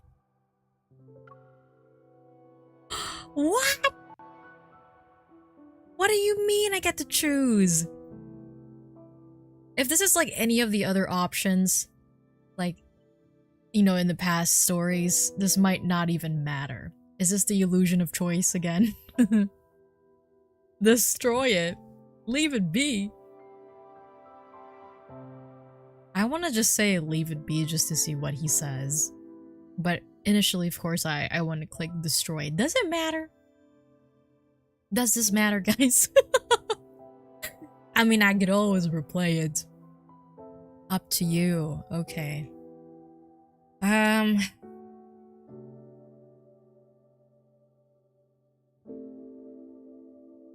You actually don't know. Okay. I will just destroy it. I gotta do my, I gotta make Karen's, what is it called? I gotta make my promise. What? I gotta make my promise. What is that sentence? I have to fulfill my end of the deal with Karen, so. I'll just destroy it. I'm gonna just destroy it. I can't betray your trust in me, or rather, I believe in her choice. I remember the first time I held Karen's hand. It was thin, delicate, yet surprisingly strong. Zane raises his hand and hurls a shard of ice toward the luminescent energy pillar at the center. I guess it didn't matter. Zane, wait! Carter's voice rings out from the overhead speakers as the surrounding glass walls instantly become transparent. I can see Carter has arrived. Catching his breath, he's standing in the reception hall we were in earlier. Zane, leave this place, and don't you dare destroy that energy core! Do you remember how much time and effort we put into this? Did you see me destroy his initial research project? He's not gonna give a shit. Without a hint of emotion in his eyes, Zane gives Carter a slight nod. Amid the chaos, Benedict calmly stands behind the crowd. He smiles as he raises his hand to his ear. You dropped your facade sooner than I expected, Dr. Zane. Is it because of your sense of duty as a doctor, or a resolve driven by guilt? Believing that you can guide humanity's fate so you can control life and death is the epitome of arrogance. Isn't thinking you have the right to stop any experiment that crosses the boundaries of life just as arrogant? This is what the people in our era want. And in just a few centuries, or maybe even a few decades, history will remember this moment. You have no right to speak of such things. Ooh, tell him. Why don't we watch and see how the future unfolds? Even if you've stopped Ms. Karen's experiment and prevented the press conference today, you can't stop the tide of progress. It's more or less the same rhetoric. Did everyone ever attend the same corporate seminar or something? Okay, she got jokes. Ah, yes. I have one more question I'd like to ask you, Dr. Zane. The static in the comms channel suddenly falls silent and cuts off Carter's angry shouts. All I can hear is Benedict's steady voice tinged with amusement alongside his breaths. Back then, why did you choose to destroy something that could have shaken or even changed the world? Is he gonna hurt us? Is he going to use us as bait for something? He asked the exact same question that I did. A sense of unease stirs as I glance at Zane, who's maintaining his usual composure. It couldn't be controlled. Any action beyond our control leads to unpredictable consequences. Maybe it's because he used this eval too many times in quick succession. Delicate ice crystals are steadily creeping up Zane's forearm. Uncontrollable. I see. Your rationality is an absolute, the very thing that drives you to eliminate any possibility of losing control. It affects the smallest things about yourself to the greatest matters of this world. That's why you killed William at Mount Eternal back then, yes? Sir.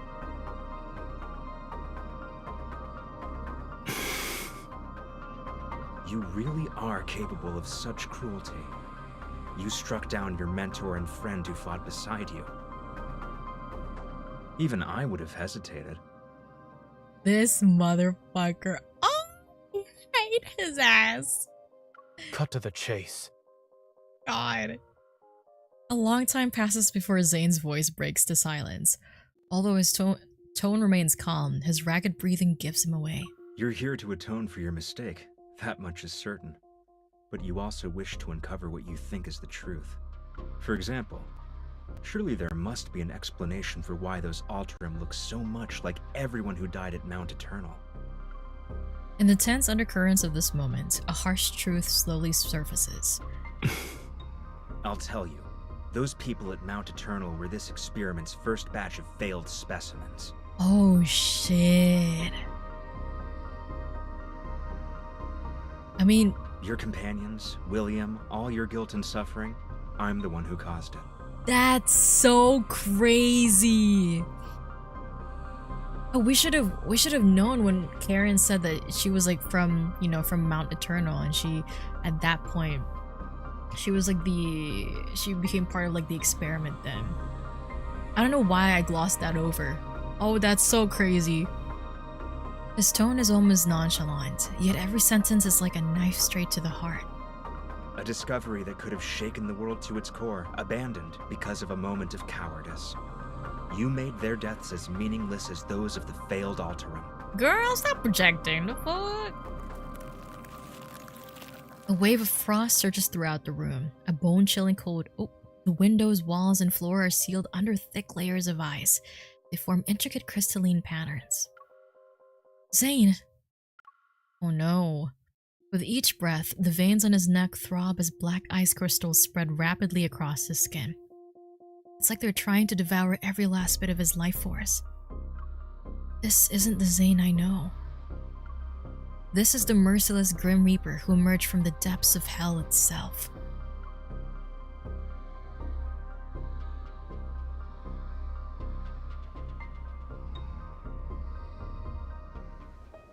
So he just gets triggered by really unpleasant memories, I guess? And? Right. What? The door that had been sealed with ice bursts open, having completed their transformations into wanderers. The Alterum try to overwhelm us like a tidal wave. As soon as they get close, sharp icicles pierce their chests. The shard of ice then explode outward like a violent storm. More Alterum advance. They crush the fallen ice crystals beneath their feet as they crawl over corpses to reach us.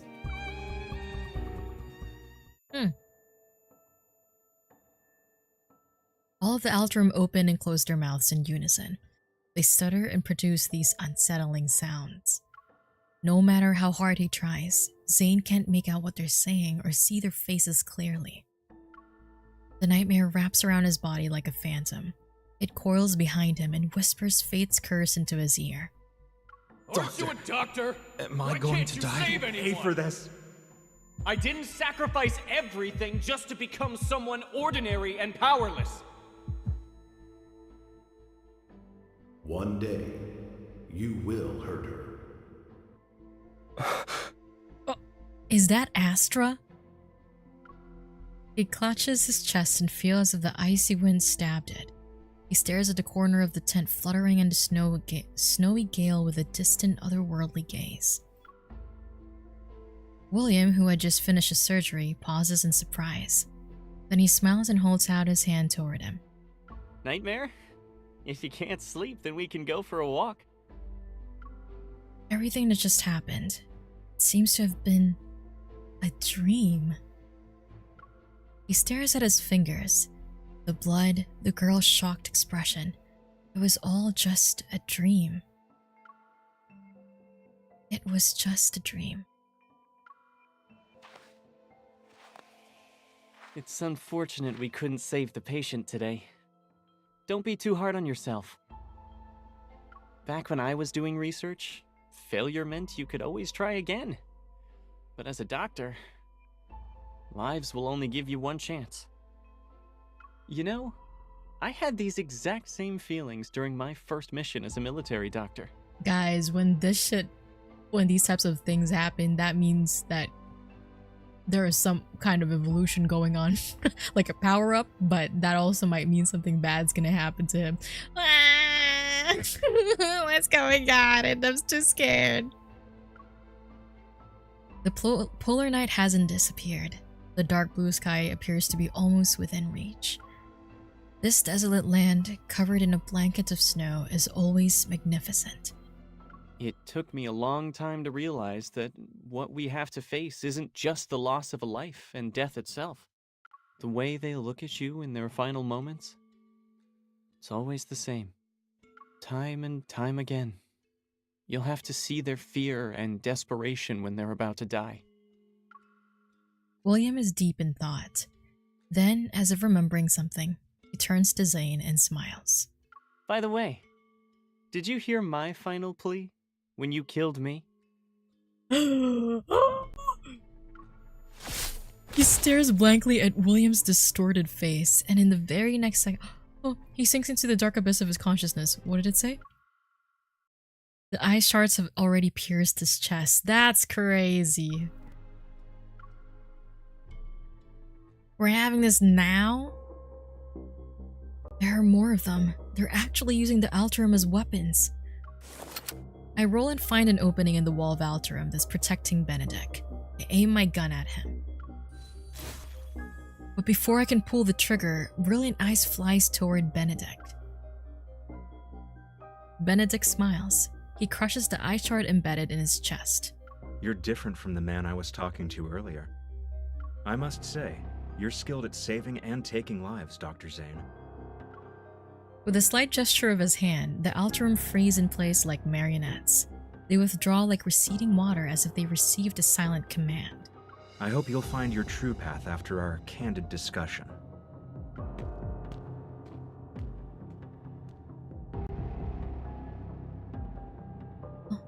Soon enough, only the two of us remain in the vast, cold control room. Ignoring everything else, I rush past the dissipating ice crystals to Zane and cradle his face in my hands. Zane! Zane! Look at me! Listen to me!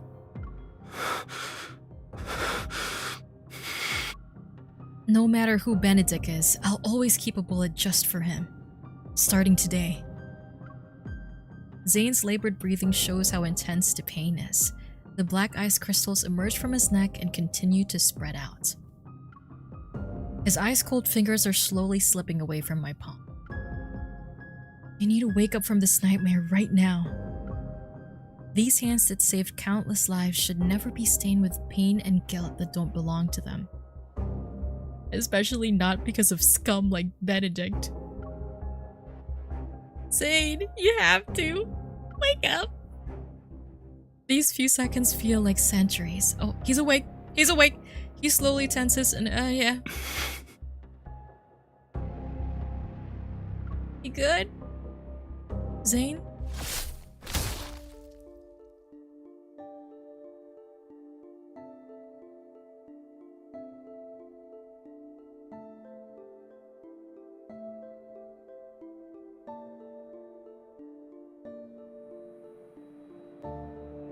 The worst they can say is no.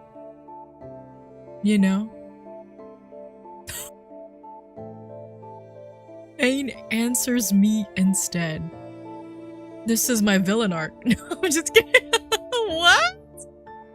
Pain answers me instead. My consciousness shatters as I drift into the warm embrace of unconsciousness.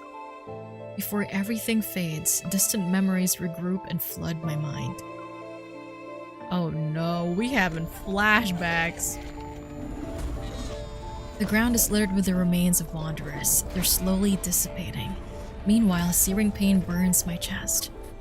Struggling to push myself up, I see my blood-stained hands are small and thin. this happen when I was little? I look up. There's a young man with a familiar face, but his expression is frighteningly cold and foreign. Is this when we were 12? While I'm dazed, his face merges with Zane's present-day appearance, or at least when Zane was 12, I should say. They, from my memories and reality, approach me step by step.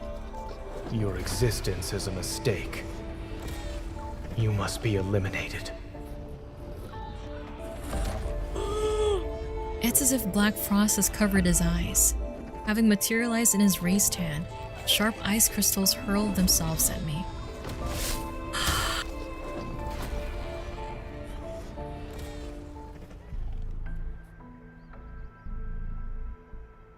Okay, alright. The next day, the pristine sanatorium stands tall, immaculate and serene. It's been restored to the point where yesterday's attack might have never happened at all. Wherever and whenever you need us, we will provide you with healthcare services of the highest quality. In the courtyard, a gentle breeze caresses the grass kissed by early morning light. A cocoon hangs on a delicate, swaying flower stem. The faint sounds of struggle can be heard from within. Light reveals the outline of tightly folded wings behind its translucent walls. Moist and tender, it breaks free from its cocoon. And in the refreshing air of rebirth, those wings slowly take to the skies.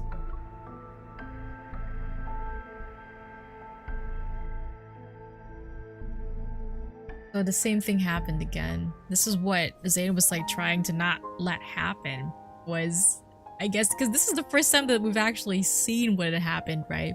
He's always been like, yeah, I don't want that thing that happened when I was 12 to happen again. But now it happened again, so now we actually see it for real. That's so crazy. Oh my god, wait, hold a second. When that happened, he disappeared, did he not? Like, he decided to kind of like move away from us? Because not only did he feel so guilty, but he wanted to find, like, obviously, like, other ways to be able to protect her.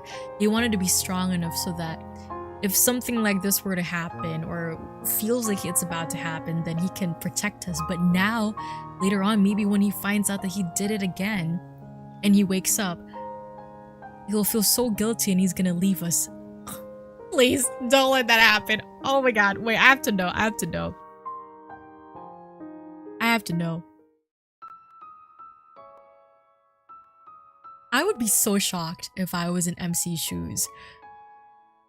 Because there's already so many things that we don't know what's going on with Zane. Things that he, obviously, like, we did tell him, like, take your time and let me know what happens, you know, what's been happening when you have the time or when you feel like you should tell me. But it's like, we kind of need that information too, because now we're fucking confused. Like, why did he just attack us? You know, now we got traumatized, you know, we got so hurt that we had a fucking flashback when it had happened, you know? That's crazy. He has been warding us, that's right. Yeah. My heart constricts as sharp pain courses through every fiber of my being. My consciousness sinks into a blurry darkness. Footsteps that are close by sound distant, as if they're muffled under a glacier. Zane, is that you? He stops in his tracks as if he heard me. We're in Bloomshore District! He doesn't take the candy or freeze the melting popsicle I offer him. Oh no! Stay away from me! I'm sorry. Baby Zane? We saw baby Silas and baby Zane. We've seen young Caleb as well, like baby Caleb. Now we just need to see baby Raphael and baby Xavier. A box sits on the doorstep. Wisps of cold air drift inside it. Inside the box lies 3 misshapen snowballs. Remnants from when Zane was still learning how to use his EVA as a kid. Really? Zane knows I got hit with ice. Oh wait, hold on. Is this like the young me? Maybe it's not. Really? Zane knows I got hit with ice when watching the seals. And now he made snowballs to tease me. I heard footsteps. Did he already leave? I don't see anyone nearby. As I hold the box closed, an inexplicable sense of loss washes over me. I want to say his name, but something catches in my throat. It silences my voice.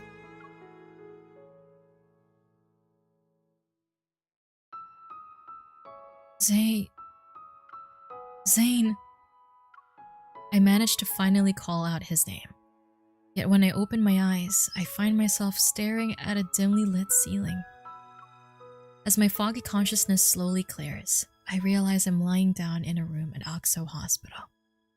Due to Miss Karen's poor health, Ever's press conference for today has been cancelled.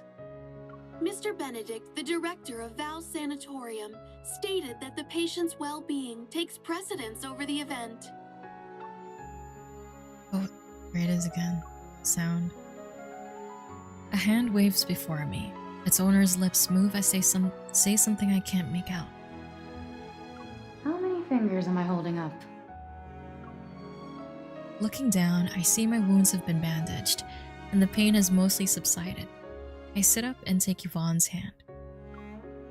Where's Zane? Oh, you're awake. Thank goodness you're okay. You had cardiac energy overload and some minor injuries when Dr. Zane brought you in. We asked him what happened, but he wouldn't say anything. He stayed in this room until your vital signs stabilized. As she speaks, Yvonne leans in. Her expression becomes more serious. I heard from Grayson that Dr. Zane went to the director's office to submit his resignation letter. What? Why?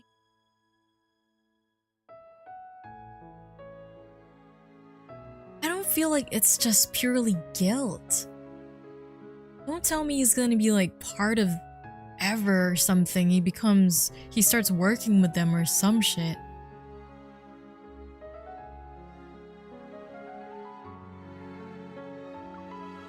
What? There was a loud commotion in the office. I've never seen the director that angry before. He didn't approve it and gave Dr. Zane an extended leave.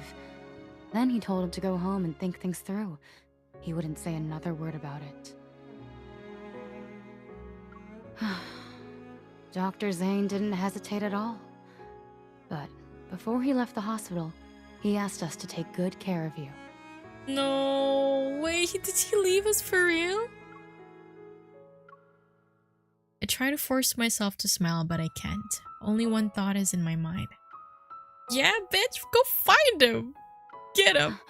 Wait, you can't just... Oh no. Please, be careful. Oh, hell no. You better come back here. I'm sorry. We haven't seen him. Sorry, we haven't seen anyone who matches your description. Dr. Zane. A few days ago, he said he'd be traveling to remote... Oh, you must be that young lady. This is our new menu item for today.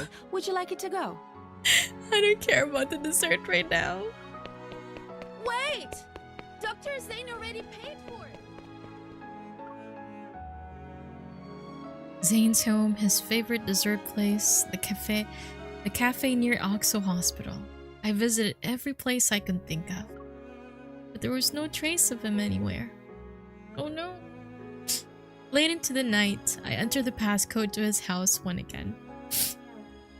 again. I'm clinging onto one final hope. Oh my god, I can't read.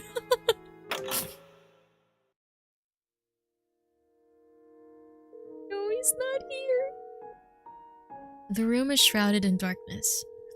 Snowflakes drift in through the gaps of the floor-to-ceiling windows.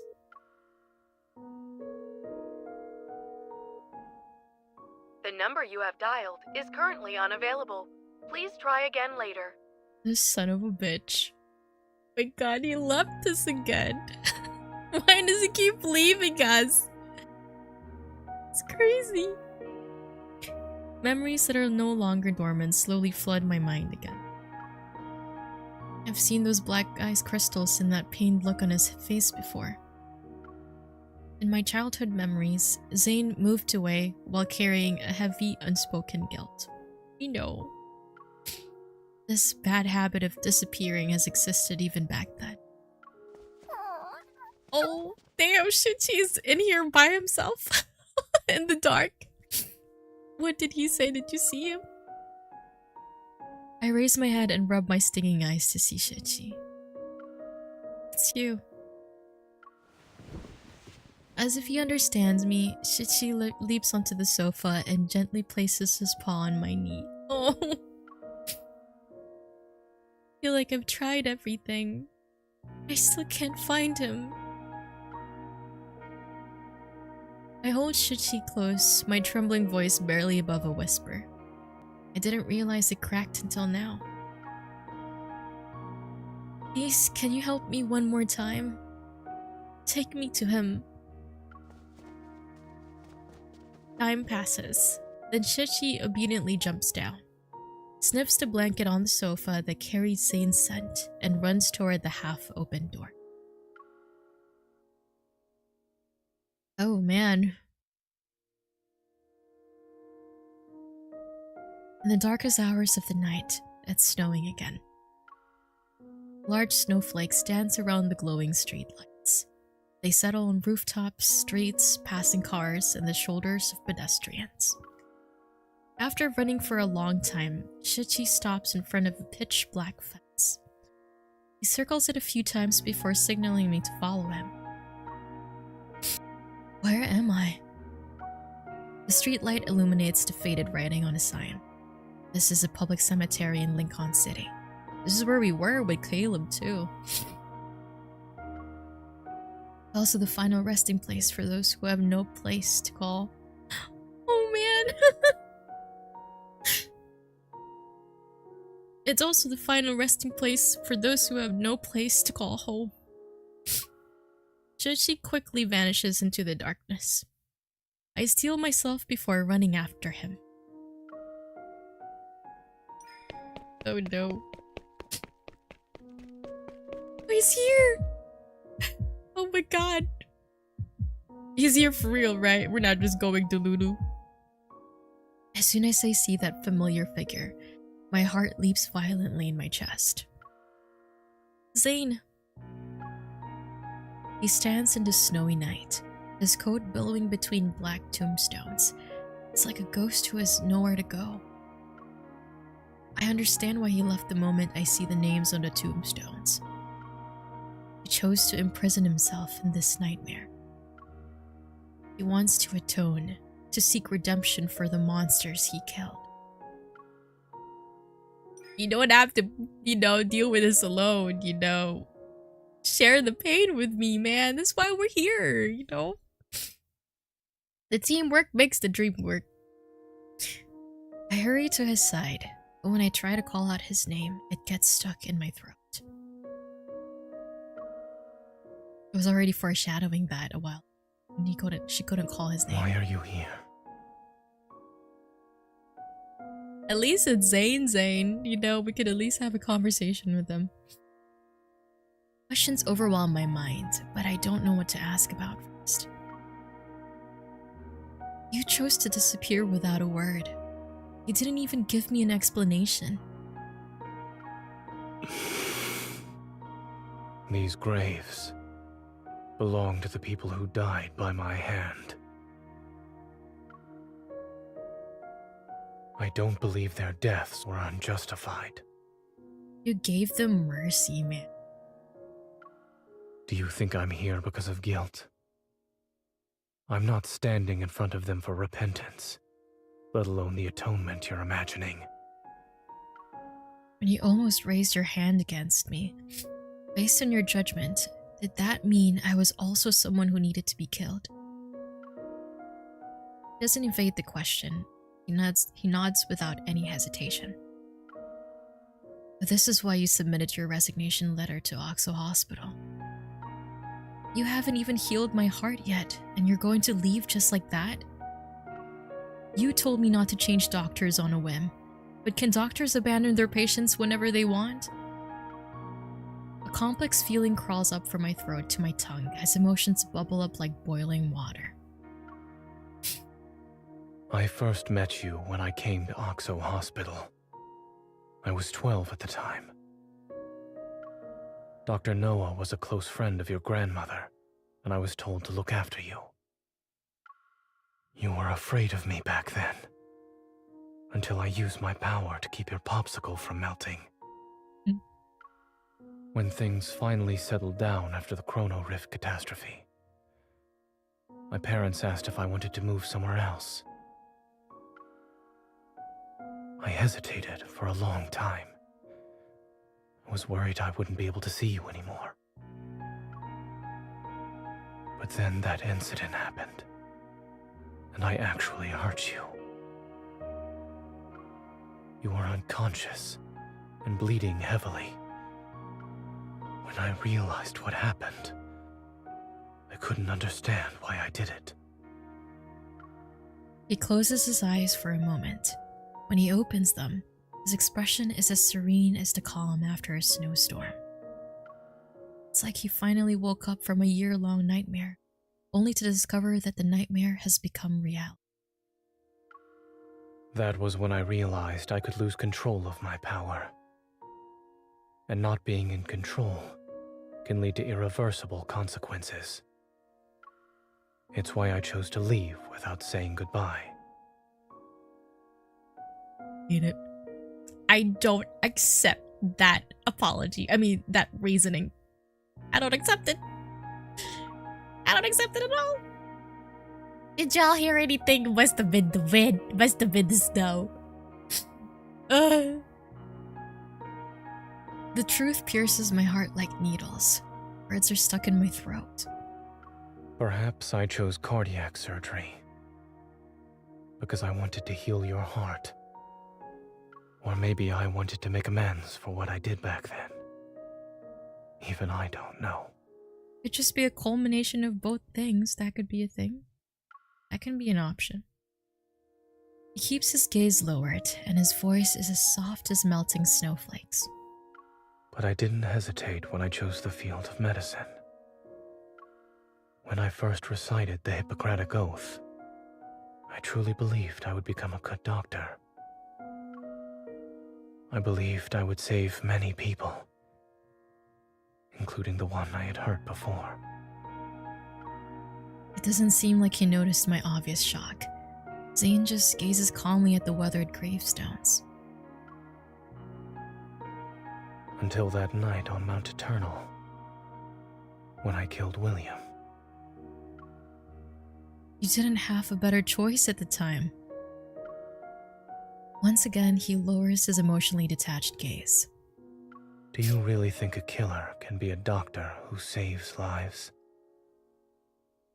If something like this happens again, you might regret the fact that you tried to keep me close. No. No. How are you gonna speak for me? You hate it when people speak for you. Why would you do that to me? That's so insane, sir.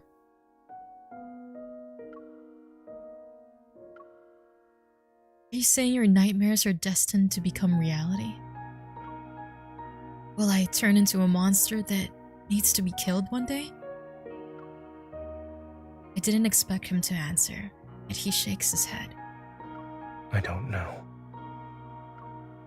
So, are you avoiding me now because of logical reasoning? What about your feelings? If we're going by pure logic, then now is the time. Just jump. Do it, Zane. Are you afraid? Or is this something you don't want to do? Looking at his calm, aloof expression, I find myself beyond the point of rationality. Whatever you do today, I won't have any regrets. But I would. Snowflakes land on my eyelashes. They turn his figure into prismatic fragments that are like ripples in the darkness. I'm certain that if I were to truly hurt you one day, it would be the greatest regret of my life. The snowflakes fall as if they're floating through the cosmos.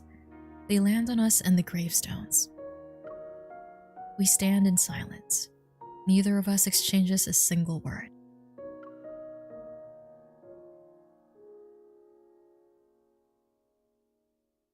After that day, rumors related to the Alterum and Dawnbreaker faded away like melting snow. These pure white specks were but fleeting visitors. The city awakens in daylight, and once again it's immersed in its bizarre flood of information. The Spatium Core's energy remains concentrated in my chest. It's like a seed that's merged with my flesh. It faintly echoes with my heart. I know these ether cores connect my past to my future. They're linked to the secrets hidden in deep space. She knows. Yet I wonder what fate awaits Alterum, Zane, and me. Ever won't give up on the fountain of Ate they've carefully cultivated. They'll continue to weave their dreams of immortality. But they were right about one thing. The cycle of life and death is an inescapable truth. The constraints of matter break down, and the shackles of time and space gradually dissolve. Countless civilizations rise and fall among the stars. Because of the laws that guide entropy and dissipation, Earth's magnificent radiance will eventually fade. Humanity's long, undisturbed period of exile will also come to an end. I wouldn't understand that until much, much later. The Creator had planted foreshadowings in an era predating life itself. No way, that was it? No way! Oh, that was it.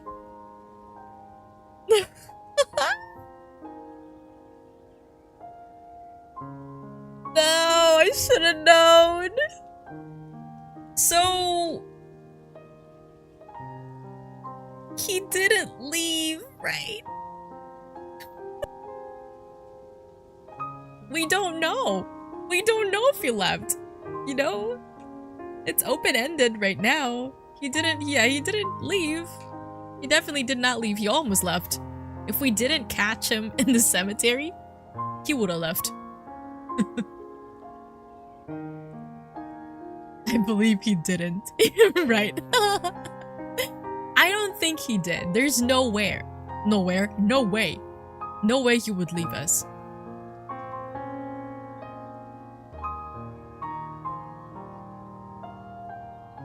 I genuinely want to know how this is gonna work, like with the romance and stuff. I know, like, obviously we've been in, you know, diving in deep with the lore and stuff, so let me bring up the romantic part, which is like really the basis, the foundation of this game. It's an ultimate game at the end of the day.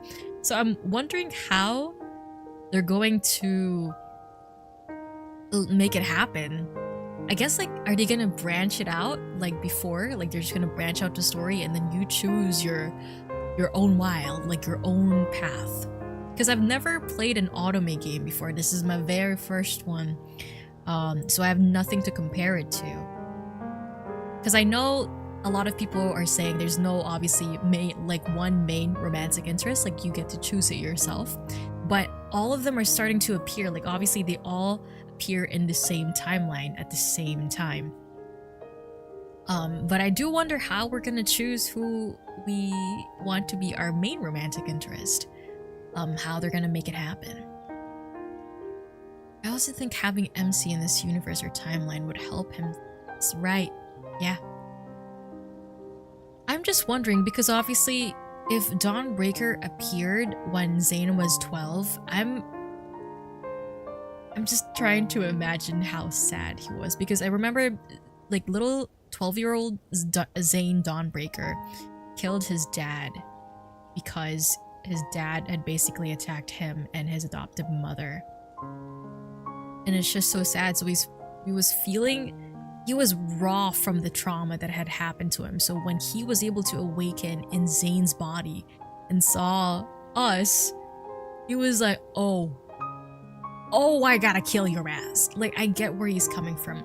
I see why he targeted MC right away. He's like, you're the source of all this. You're the reason why my adopted dad had attacked us. You're the reason why I don't have a family right now.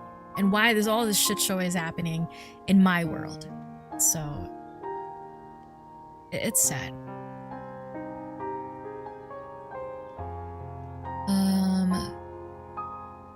I have a theory. What if the reason Zane had that evil suppressant wasn't in case MC needed it? What if he brought it in the case that he needed it, but ended up having to use it on MC instead? Right. There's a thought. There's a thought right there.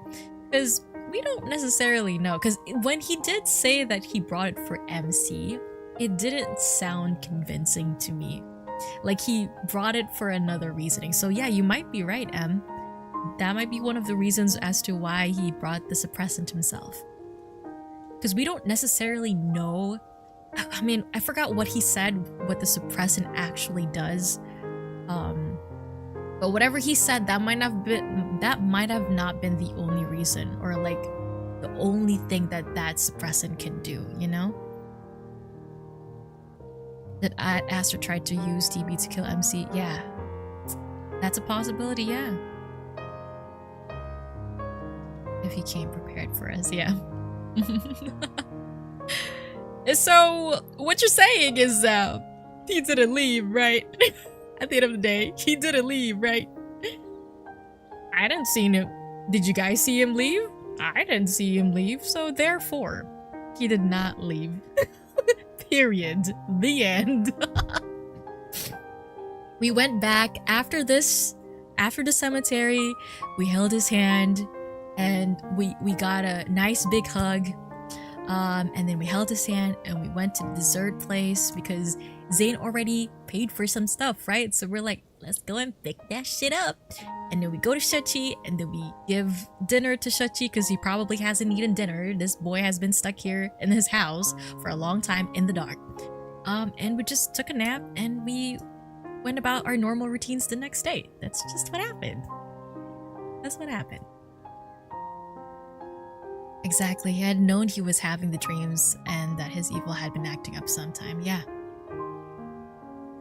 Well, I'm gonna finish these challenges off stream. I need to see him. Look at him, see? Did he leave? No, he's just in the cafe. He's just doing his work. Look at him, crossed legs, looking like an auntie. I called you several times already. You see, he's here, guys. It's fine. We're here to Nightmare Genesis. At the public cemetery, I found Zane, who had once again disappeared without a word. He had shut himself away inside his nightmare. And the source of that nightmare, to my shock, was me. The one who had been injured and fallen into a coma years ago when his evil spiraled out of control. Damn. Actually, that's even more terrible. I didn't know that he put us into a coma, probably because of like, you know, they had to either put us into an induced coma because of our injury. That actually sounds way worse, so I get where Zane's coming from. I see the guilt. Because it's already, I would also feel guilty if I had slashed the lover, you know, the girl of my dreams, or, you know, the most important person in my life, if I had like hit them or injured them. But to have to put us into an induced coma is kind of crazy. Yeah, damn. I would be so guilty too. Yeah, he's here. He's fine. You had to do happy stuff with them after the story because it's so sad. I know. I didn't expect to cry. I didn't take out my tissue. I did cry, but I didn't expect to cry, you know. But this is also the reason why I didn't wear my mascara today or any eyeliner, just in case I cried. I just put on some blush. That's about it. You watch Heartstrings Notes, so you could be happy with them. Ugh, I'm gonna have to do that later. But here's the thing. I need to finish Caleb's Bond. I have never watched it. And I think for his birthday, since his birthday is coming up, I think what I'm gonna do is maybe do this. Do the Bond moments. I also haven't seen his myth stuff. I can't finish Lucid Dream because I am missing one of the other memory cards for this, but I have all his myth. Yeah, so I was thinking I could probably just watch his Bond story, take some time to do it on stream or something. And I was gonna get back into doing some tender moments. I don't know if people actually enjoy the tender moments. I have a lot of fun doing them. But I was thinking since Caleb's birthday, like I said, I was gonna just do some tender moments from Caleb's because he doesn't have a lot. It is. It was crazy. He just has 6. My goodness. So I did find myself, I did try to do some with Zane, Raphael, and Xavier. I still have to like edit them, edit the audio, and make sure it syncs up with the dialogue and stuff. But I can't believe I'm saying this, but as a Zane main, let's just look past this, for a few seconds. But when I listened through the tender moments that I've made for all the boys, I found myself finding the most chemistry with Silas. I don't know what it is, and I don't know, maybe Silas is just really good with bouncing back the energy with like these types of banter. I still have to kind of, because you know how MC kind of literally she matches the energy that the romantic interest gives back to her. Like she matches their freak, basically. She matches everyone's freak. So I need to tweak my freak to match Xavier's, Raphael's, Zane's, and Caleb. Because right now, the only freak I'm matching is Silas. That's why I have the most tender moments made with him in stream. Yes. I know the tender moments are so cute. Hi, the bumblebee. Hello, hello. Yes, Caleb. Oh goodness. We just actually finished the story. So I'm just talking about the future streams that I'll be making. And also, if you didn't know, I do tender moments. I voice tender moments, and I was like talking about which tender moments to finish next. Because I'm the type of person that I also wish that MC's voice was there in the tender moments so I could just play it in the background, but it's not voice, so I did it myself. Yes, I love their banter. Their banter is so playful, I love it. Alright.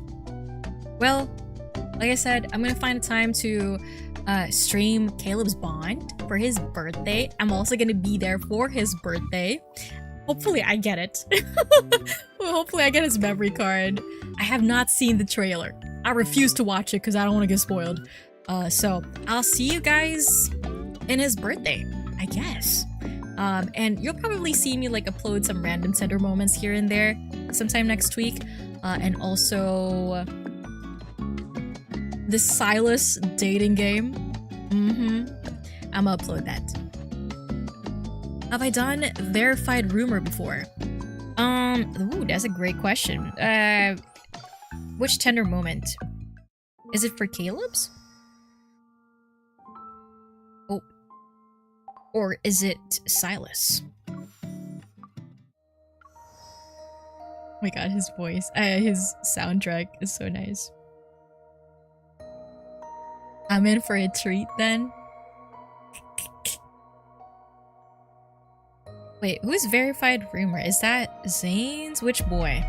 Which husband is that in?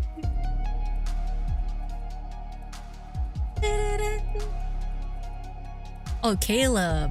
Oh. So it's gonna be here in the Memoria. it was here. No, I have not. Would that be something that you guys would like me to do? I can do that. I just didn't know it was here. Oh, I have his New Year card here. Wait a second. Do I have Zane's? I didn't even know. Hold on a second. It's here. I do have it. Ada, I have it. I have the card. I told you guys like was it a stream ago? That I didn't have his card. I do have his card. What in the world? I didn't even know I had this card. What the fuck? Oh, wait a second. What the fuck? I didn't even play this. Huh?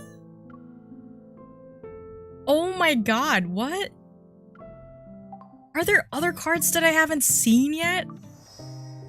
Well, I know for Silas. I've been keeping tabs on him, so I know which ones I haven't. Look at all these Silas memory cards that I have not experienced yet. This is crazy. She's a hoarder, Your Honor. Yes, please. Okay, I'll keep that in mind. I might have to do that because I did see people. I remembered when it got released first. Verified rumor. A lot of people did seem to like it, but I didn't know I was gonna find it in this tab. I don't know why. I just assumed it was gonna be in Tender Moments. And for Xavier, okay. Oh dear, you got a quite few too. You got a couple. Why do I keep clicking out? Jesus. And for Raphael, oh, I don't have a lot of cards for him. Damn. Okay, well, we're gonna start off with Caleb for sure. Birthday boy takes priority. Zane's parents, I know. We're gonna get there, don't worry. I know, I was sleeping on him. I will get there. I'm just a hoarder, you know. It just collects dust in my inventory. When I did that poll and I asked people like, which person are you? Which player are you? Which lad's player are you? Are you the one that just collects the card and then leaves it? Are you the one that watches just the Kindle moments? Or are you the one that watches it through and then rewatches it again?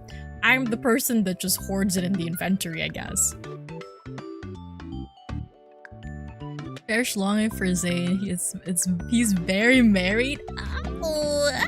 If you can get Free Fall Gambit for Silas, that one's great too. I might as well, you know? I might as well. Hold on, where is it? I mean, it's still here. I still got 26 days.